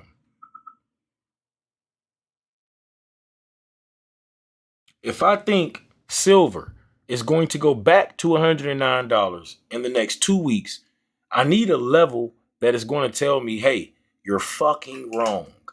Get out of the trade. You would think everyone does this, but no. No. This is actually something that needs to be taught. It's not something that you learn it after, trial and error. But that's an expensive lesson to learn. I think where your cursor is, hit Control D and it puts your line instead of going to toolbar. Hit Control D.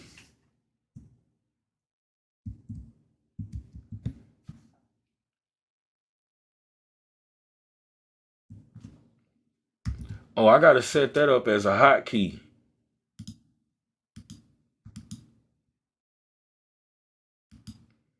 I got to set that up as a hotkey. Because I don't think I got that. You can look at different type of charts too. I just, I like candlestick charts. I think, yeah, I tried. I think I can just go in here one day and just fix all my hotkeys and set them up like that. But I don't necessarily mind this a level 2. Let's just say this is a level.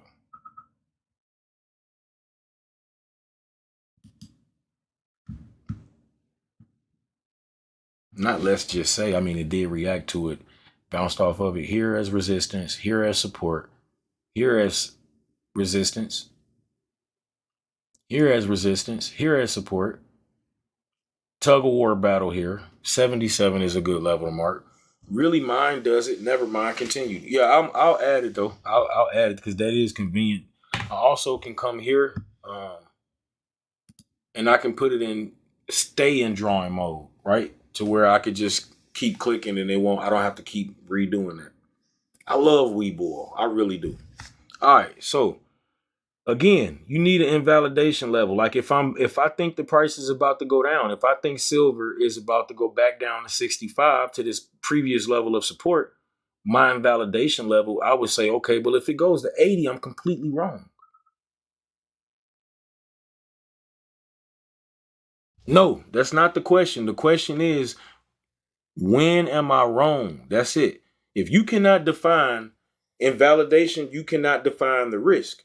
If you cannot define the risk, you cannot size correctly.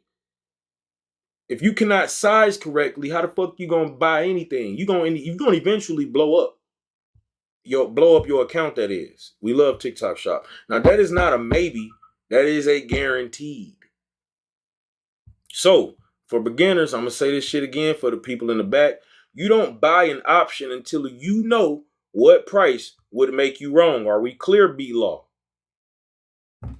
I hate to have to point you out like that, but that's not the question. The question is, where am I wrong at? If first of all, do you think it's going up or down? Okay, you think it's going up. At what level are you wrong?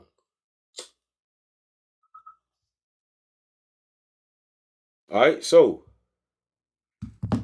let's look at some indicators. We got EMA, volume profile, moving average, Bollinger Bands, the VWAP, which is the volume weighted average price. We got the MACD, the moving average convergence divergence, RSI, the relative strength index, and then we got volume. And then, I mean, you can pretty much add any indicator that you want to add. I think they even let you make them now. All right.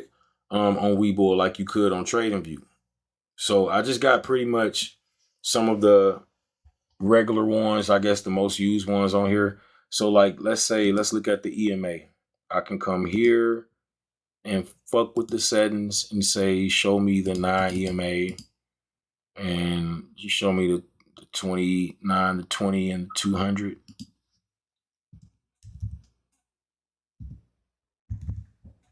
Hey, come on now. 2. And I can come here to the style and say, show me the 9, the 20, and the 200. And I can make, let's say I want the 9, which is the short-term trend. Let's say I want that to be, I don't know, gray. And I'll make it to where I can see these lines a little better. I'll make this one yellow. And then I'll make this one purple. You can make them whatever color you want. I'm just doing it so I can know the difference between the two. I want the 200 to be thick. I want the 20 to be thick, but not as thick as the 200. That's too thick. What the hell?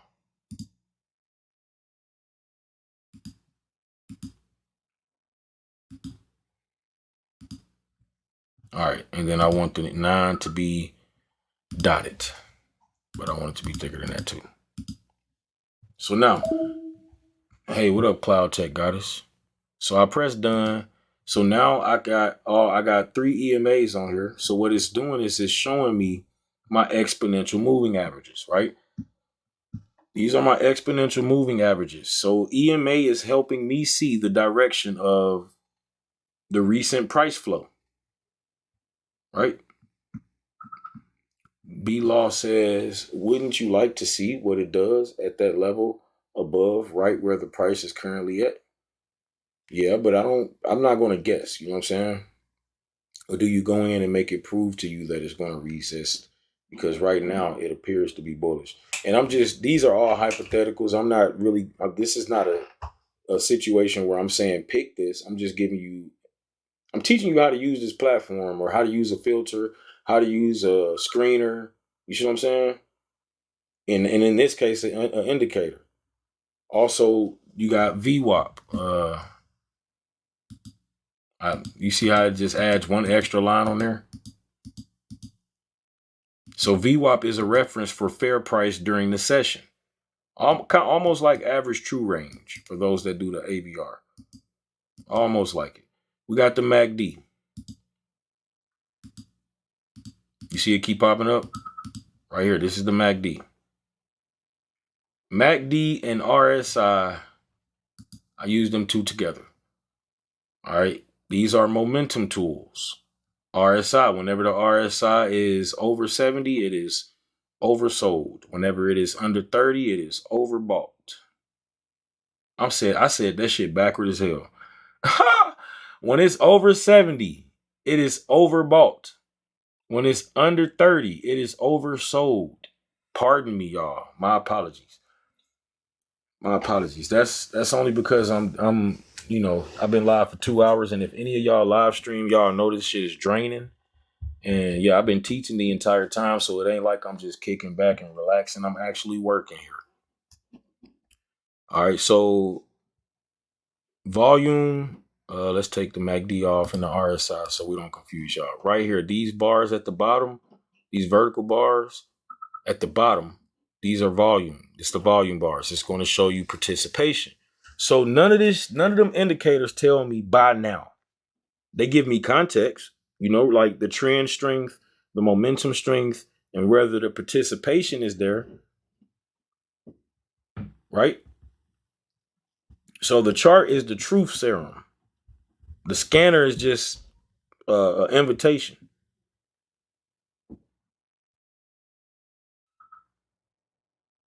Now the options chart is secondary. Right down here.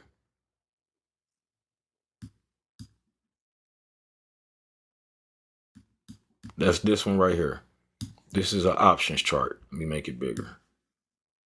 This is an options chart. So it looks jumpier and sometimes uglier. See, this is not the same as the underlying chart. This is the options chart. This is showing you the silver $74.50 call that expired February the 20th. It's showing you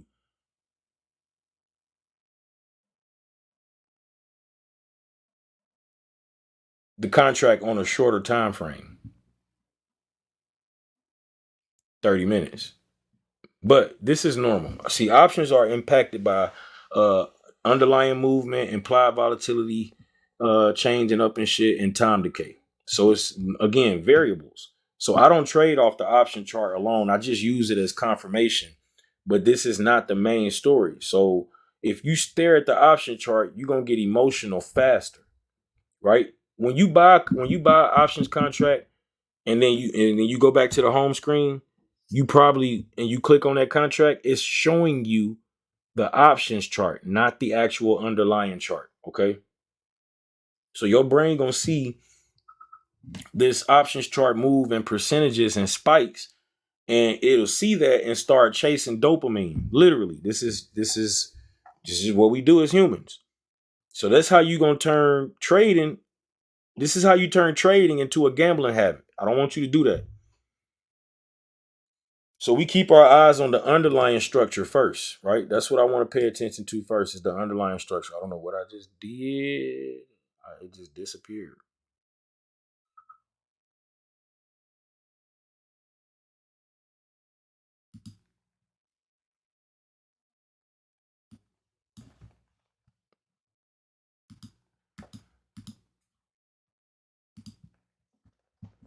Oh yeah, I don't know where it went, but it's cool. We got past that part. So now we're gonna look at the options chain. I'm gonna make this big. I'm just gonna take it off after I'm done talking about it. This options chain right here. Is there something you see that confirms your conviction to proceed with the trade? Yes, there's multiple levels, different things. B law, you will learn about confluence. Go look up confluence. Confluence is my answer to that. Once you do some research, you're gonna learn everything you need to learn about that's the answer to that question. So I can see all these different strike prices: $75.50, $74.50, $76, right? I see calls on the left and puts on the right. See, calls, puts. I see bid and ask. Ask, bid, bid, ask, right? I see last. I also see implied volatility and volume stats. I see all these stats up top that I can scroll and look at. So again, a rookie is gonna pick they're gonna pick their trade based on the strike price. They're gonna say, Coach, I think this shit going up. It says $76. Coach, I think it's gonna go up to $78, Coach. I think it's gonna go up to $78. But they looking at the strike price. They didn't look at anything they were supposed to. They like, oh, Coach, matter of fact, I only got $100, so I gotta look at, let me see. Oh, Coach, I'm going for that $81 call because it's $159. This one cheaper, so I'm gonna buy that. That's ass backwards, right? We picked the strike based on behavior. Behavior means the contract needs to respond when the underlying asset moves. It needs liquidity. It needs a reasonable spread. It needs a delta profile that fits our plan. All right. So our scanner, right? Let me see. That's what our scanner did. That was the purpose of this right here. That was the whole purpose of using a scanner, was so that we don't pick a contract that doesn't move when the underlying asset moves. We use a scanner so that we can pick a contract that has liquidity, that has a reasonable spread, and that got the right delta profile, and it fits our plan. So a scanner is supposed to do that. We got the delta right here. It filtered that. It already forced us into a more responsive range. Now, inside this chain, we still confirm the strike's activity.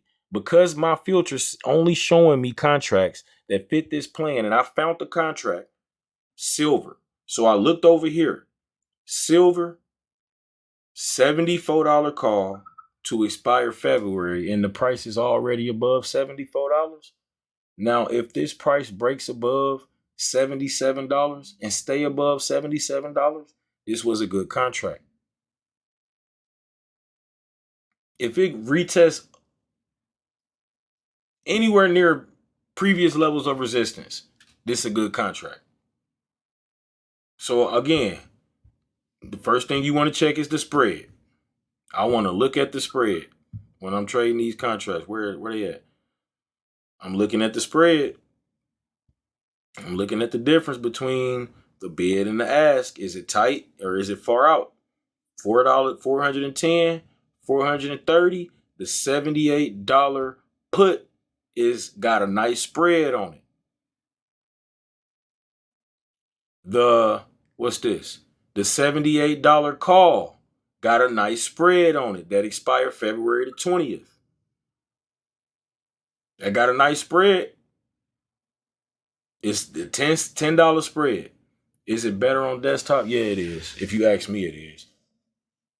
B-Law, I want to answer a lot of your questions. We just got to chop it up outside the live stream. I owe it to you since you've been so engaging tonight. All right, so I want you to look at the spread. Look at the bid versus the ask. If the bid is $4.60 and the spread is $4.80, which I don't see here. Well, let's say this one. This spread is $4.40. $4. If the bid is $4.40, the ask is $4.60. So that's a $20 spread, which is $20 per contract. Not terrible, but not free. That's per profit though. That's profit. That's profit too. I mean, as far as the spread, because this is not per contract. This is $460 per contract. Good night, B Law. You more than welcome. You're more than welcome. But yeah, so again, if the spread is huge, like 0.50 or $1, that's a problem. For you as a new trader, that is a fucking problem because you're gonna start down big. Soon as you get in a trade, it's -80 and you wonder why. How am I down and I just got in the trade? It's because you don't understand the spread. Number two, second thing you want to check, the volume and the open interest. All right, so if I'm looking at this contract, I'm looking at the volume and the open interest. So the volume and the open interest right here. Implied volume and open interest. You can also come here and fuck with the filters. You can pick what filters you want to look at. This is options. This is option statistics.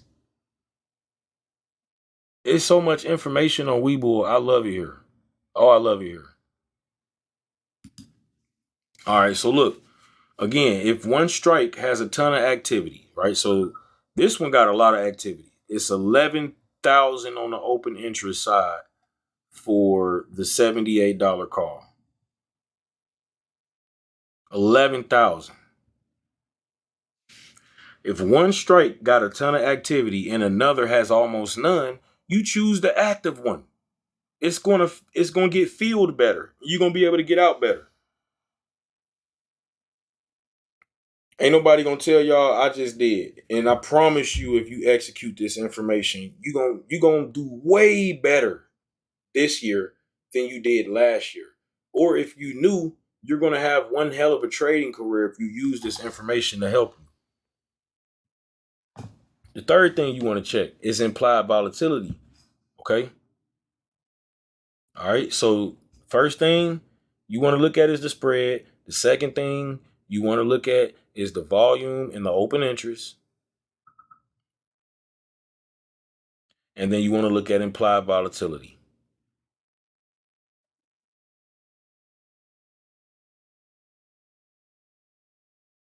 Why? Because if the implied volatility is high as fuck, if it's screaming high, I'm going to be cautious buying the premium, because if the IV drop, my option can lose value even if the underlying asset moves in the right direction. Implied volatility is not direction. It is the price of uncertainty. So high IV means the options are expensive because the market expects big movement. Low IV means options are cheaper because the market expects calm movement, right? So if I buy options when the IV is high, I need the underlying asset to move fast and strong, or I need IV to keep rising after I get in, after I buy. If neither one of them happens, then my option can sag from time decay, and it can be fucked over from IV crush or volatility compression. This is why a lot of people say I was right and I still lost. They was right on the direction, but they was wrong on timing, and they overpaid for volatility.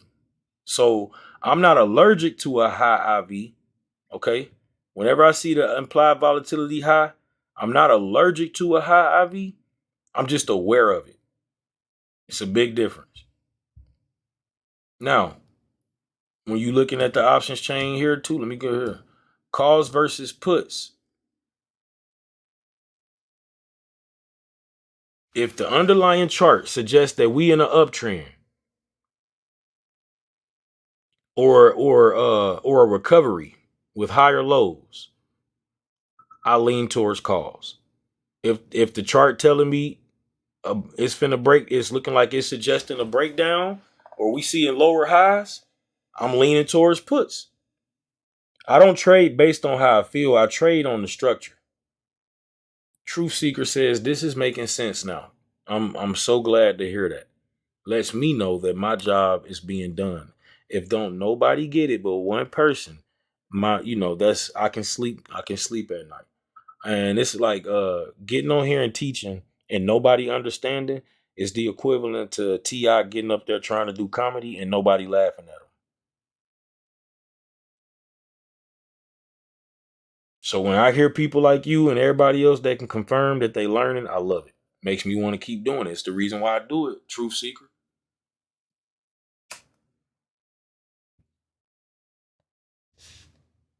What happens when the truth tellers and the truth seekers enter into the same room? Diva Diane, thank you for coming out and letting me know that you learned. I appreciate you. And Truth Seeker, thank you for the acknowledgement. All right, so let's decide whether we gonna buy a call or a put in a disciplined way. We not just buying calls or puts. Okay, we use structure. I want y'all to practice. Let me type it in the comments. I just told people about it the other night, but I'm gonna tell y'all again.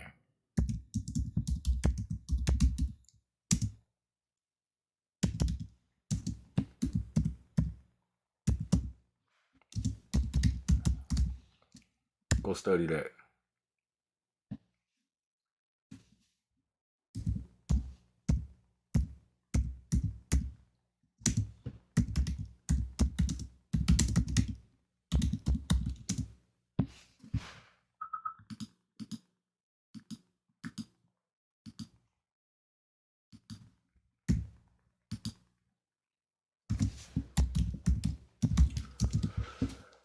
Can you see my comment? Truth Seeker? Is it showing my comments? Because I can't see them.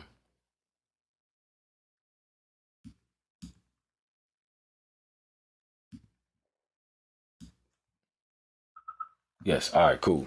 So, all right. So I'm looking at SLV recovering and grinding upwards after this big ass drop. So this suggests bullish pressure in the short term, but I still need a trigger level. I still need an extra level of confluence. All right, listen carefully. You don't buy a call just because the price is green today. You buy a call because the price is breaking a certain level, or it's reclaiming a level, or it's bouncing from a level, and there's confirmation to confirm it.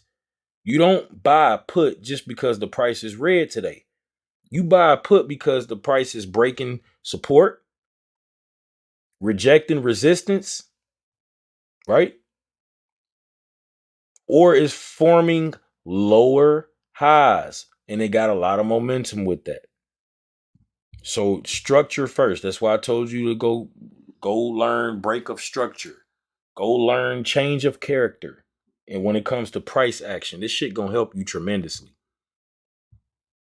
YouTube is free, ladies and gentlemen. Chat GPT, even the free section on there will give you information if you ask it the right questions, if you know what to ask it. Right? I'm almost done with the manuscript on how to use AI to trade. I got my own version of it. There's multiple ways, but the title might not. That's a horrible title, okay? Because it's more so teaching you how to use it to do technical analysis, chart analysis, etc., and how to use AI to teach you how to trade. There's a method to the madness. Now, I'll go back to turbo options panel to execute once we have a plan. Once I figured out my plan, I'll go over to the turbo options. So I'll say, okay, the $78 call looked good to me to expire on the 20th. SLV $78 call. But if this shit go down to back to 70, if this shit get down to as much, if this break below $72, I'm getting out. That's my invalidation level. Not financial advice. I'm teaching you something. So I go back to here because this is where I go because I got a plan. So I select my contract. I confirm the expiration. I confirm I'm on the call side. You got to make sure you do that. $78. $78 call.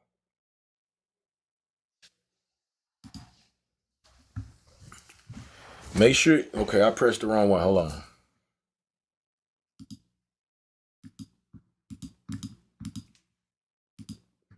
$78 call. So I'm buying a call. Make sure you on the buy side and not the sell side if you want to buy a call. Just by clicking on it, it switches. All right, I appreciate it. GPT is one of my best friends. Yes, it really is. Mine's as well. It's my assistant. So I make sure I'm on the call side if I'm bullish, you know, or I make sure I'm on the put side if I'm bearish. Call, put. You see what I'm saying? But I want to buy a call. Okay, so I confirm the bid and the ask. Okay. Looking at the limit, we can do order type. I can make it a market order, or I can make sure that I look at the bid and the ask. And here is 276, 288. That's not a bad spread. That's not a bad spread. I decide whether I'm placing a limit order or a market order. I don't mind placing a market order with a spread like that. Right? So, as a rookie though, a limit order is usually safer for you.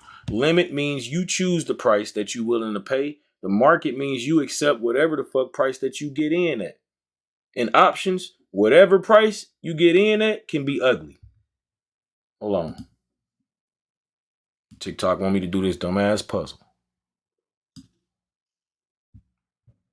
I'm sorry, TikTok. We love TikTok Shop. This is a beautiful puzzle. You got threat, coercion, or duress if you don't say what they want you to say.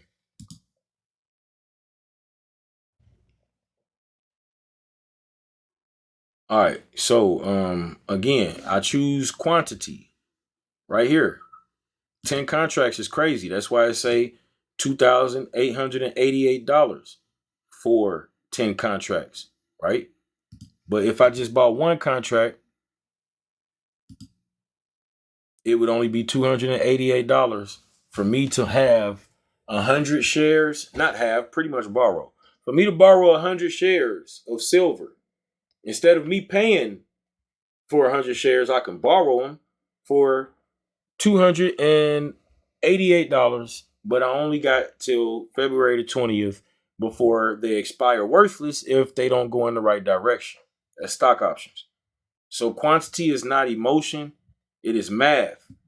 All right. Your first goal is to survive in stock options. That's your first goal. Not, I need to make money. I'm here to, how much can I make every day? Nah, you need to be able to survive every day. You need to size small enough that if you wrong, you can still show up and do this shit again tomorrow. If you risking a big amount of your account, bars, if you risking a huge chunk of your account on one trade, you are not learning, you are gambling. All right. So then again, I'm going to check the order confirmation. Make sure that I got everything good right here where it says time in force. GTC means good till canceled. Right. That means this order is in and it is good till cancel. Or I can press day and that just means if it don't get filled today, then cancel this bitch today. I don't want to do it tomorrow. If it don't get filled today, cancel it today. All right. So step, I almost said step 9. I don't even know what step we on. Where we at? Entry and exit. Let's talk about that. All right, because this is pretty much going to separate you from being a gambler or a trader. Before I enter, I'm going to decide where I'm wrong. I just told y'all that. It's important. Journal it. Write it down. If I'm buying calls, where is the level that if the price falls below it, it's going to tell me my bullish idea is over with. If I'm buying a $78 call, okay, and the price drops down to 74, 75, 73, at what point are you willing to say, hey man, I gotta get out here. I don't want to lose no more than this. If I'm buying puts, if I think it's finna go down to 65, I'm gonna put my stop loss up above a level where if it come up to here, I was obviously wrong. That's my stop logic. It can be a hard stop order or it could be a mental stop. Either way it go, you need a stop plan. But just saying that I'm just gonna watch it, that's not a plan. Your emotions is gonna get in the way of you actually executing your plan. I'm telling you. I know from experience. I'm trying to help. I'm not trying to help you. I'm gonna either help you or not. Right. And it's gonna be on you whether you get the help or not. Not on me.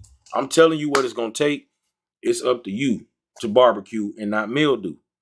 All right. Then I decide my profit logic. Am I taking partial profits? When this shit get to the level I said it's gonna get to, am I gonna just take everything off the table, or am I gonna leave a couple horses in the race? Am I getting out at resistance? Or am I using a risk to reward ratio? Like, am I aiming to make $300 because I was risking 100?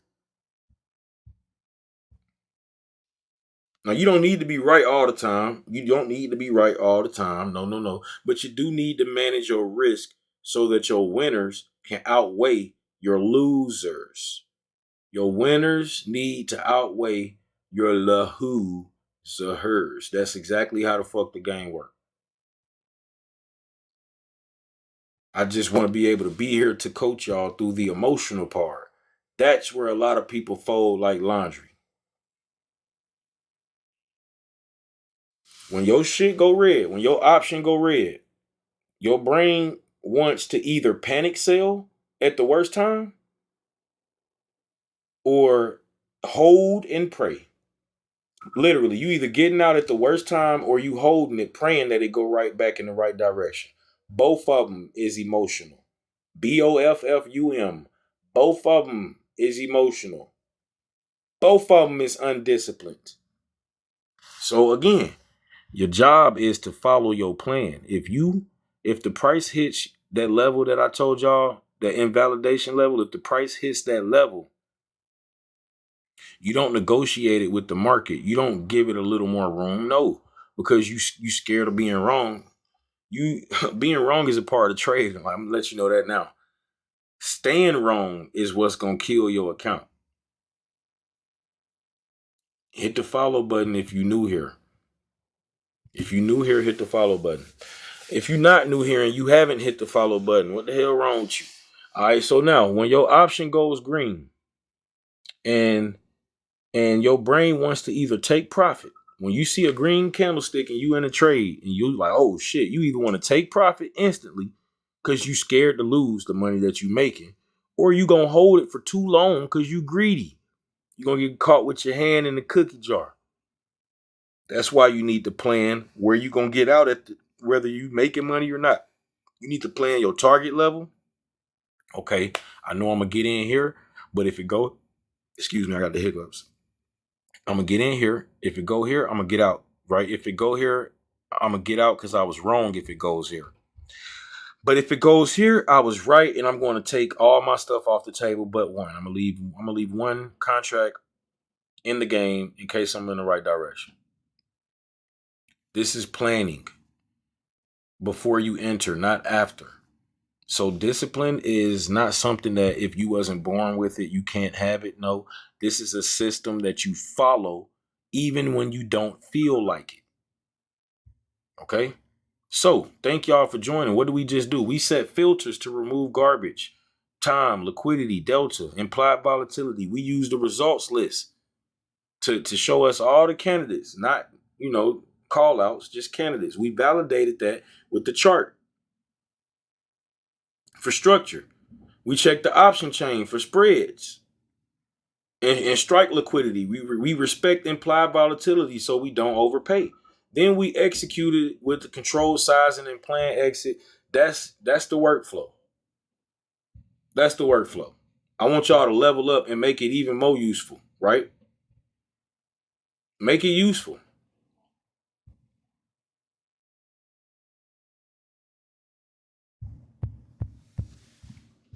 Any questions? Any questions?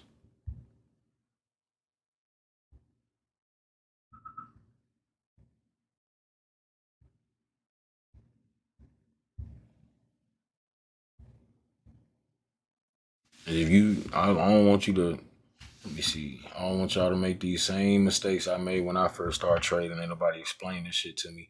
This is a rookie survival preset. It does not guarantee wins, but it reduces the bullshit. I promise you that much.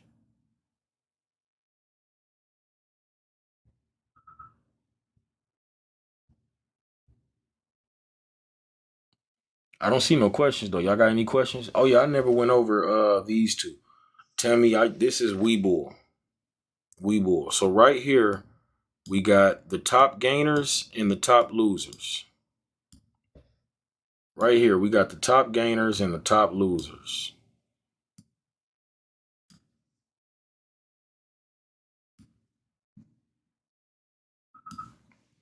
I can come here and click pre-market. I can look at the top gainers and the top losers from the pre-market, after hours, 5 minutes, 1 day, and so forth. Right? So let's, Blanco Leopardo, thank you for pulling up. You talking about some start over. The replay will be on YouTube, pal. If you want to watch it, if you're serious. The replay is on YouTube. I'm gonna download it, then upload it to YouTube immediately, upon me ending the live stream. But yeah, this list right here. So I see things like, let's see.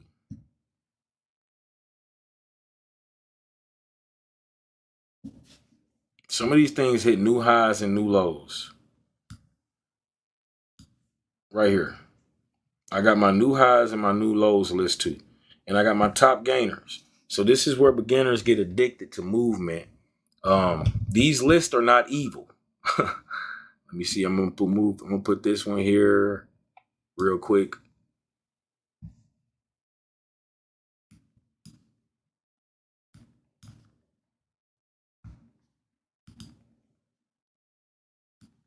Put this one here.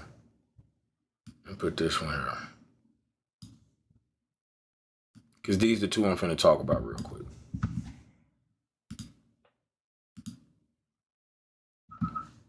All right, so these are useful for ideas, but they are extremely dangerous if you are an impulse trader, right? Because they trigger emotions.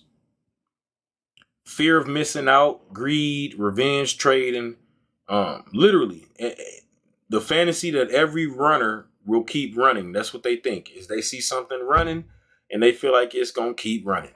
So they'll come over here and they'll look at everything that's near as high. Everything that just hit a new high. So all of these just hit a new high. That means that they are trading at all-time highs. They'll come here and trade this shit. But let me ask y'all a question. If something is at all-time highs, do you think it's about to keep going up more than likely or get ready to come down? Right? Same thing for new lows or near lows. Okay? That's right, Diva. So I can just look at everything in this area and figure, hey, at some point, some of this shit finna come down at some point. I don't have to guess what the short. I know what the short. Same thing for this list.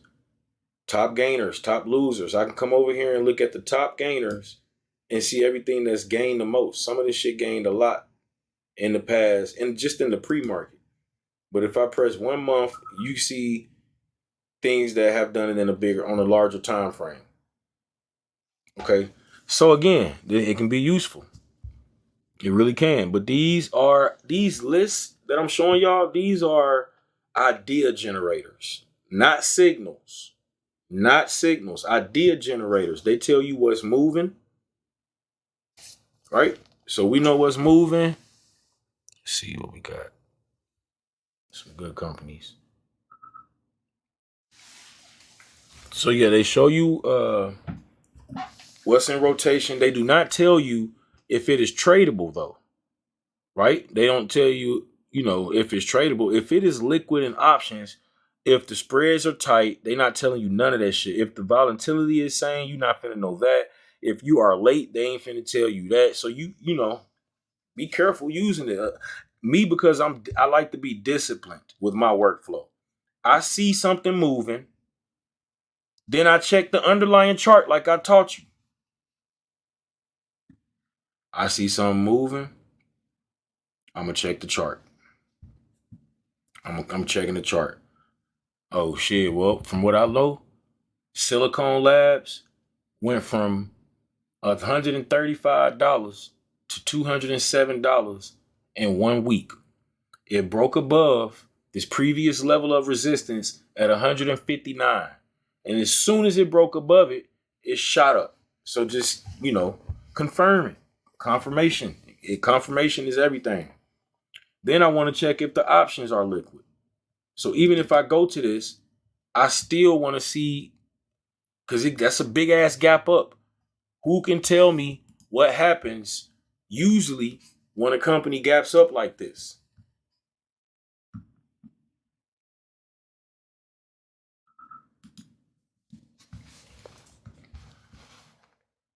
CC Ward, what's happening? I thought you'd never say nothing. Thank you. Thank you.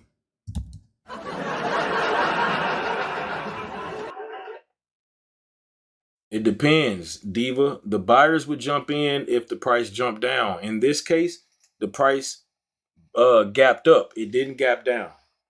Okay, so it might not get filled immediately, but you better pay attention to this gap in the future, because this big ass gap between 200 and 140 is going to be lovely on the way back down. Okay, so again, we want to check if the options are liquid. I want to go to the options chain and I want to look and check this shit. I want to see, okay, well, again, I want to look at, let's look at a monthly, 37 days out. Slab trading at $207. I got it set on calls. Let's set it on puts, just so I can see some spreads. It said 207. Look, check this out. The shit cheap. I mean, well, this is in the aftermarket. These all are going to change when the market open, but still, I know that this shouldn't be this cheap for that far out. So I like it. I'm also looking at the spread. The spreads are horrible. Horrible spreads. Horrible spreads. Meaning I'm not trading this shit. Staying clean the fuck away from it. Those are horrible spreads. Anyways, it's not liquid. Implied volatility, I'm looking at that as well. It's not high, but it's high for all of these got low implied volatility up until you get up the $100 one, $95. That's looking good. Some of these contracts look sexy. Some of them do. So if a rookie treats the top gainers that I was just showing y'all, where it's at, custom. If you treat this top gainers and top losers like a buy, if you treat the top gainers like a buy list, then you're gonna get rugged. You're gonna get rug pulled like repeatedly, immediately and repeatedly. And then you're gonna blame the market instead of your process. We don't do that over here. We don't do that over here. Where they do that at?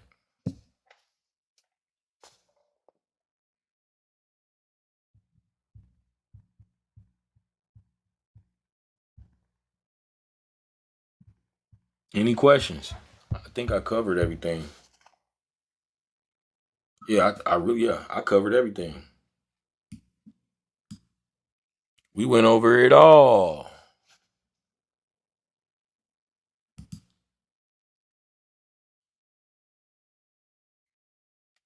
You said what?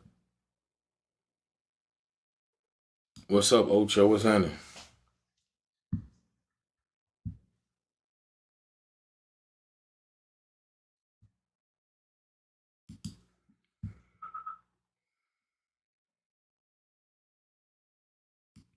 I just stick to SPX 0DTE. Will you have this as a recording to rewatch? Yeah, it'll be on YouTube. I guess I should end it now so it don't be it's already 20 minutes. 20, if I stay on 20 more minutes, that's 3 hours. I think this might actually be my longest live stream.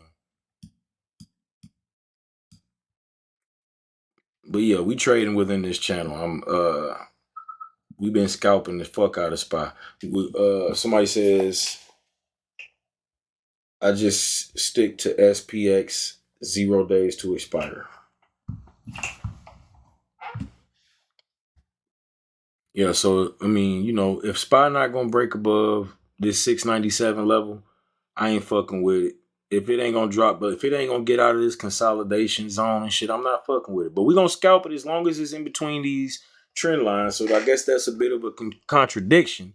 We scalping it, but I mean, like, a 0 days to expire. I'm waiting to get near the top or the bottom line. Bottom line. I use the spot chart though. Okay, that makes sense.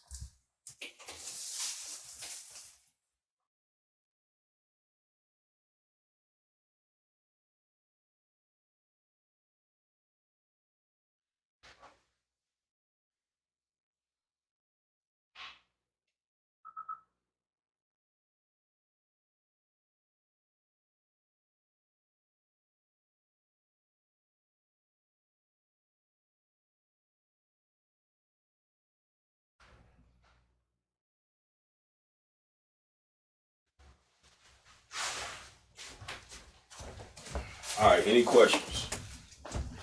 I keep asking any questions, but I don't see none though. So I guess we all good. We all good.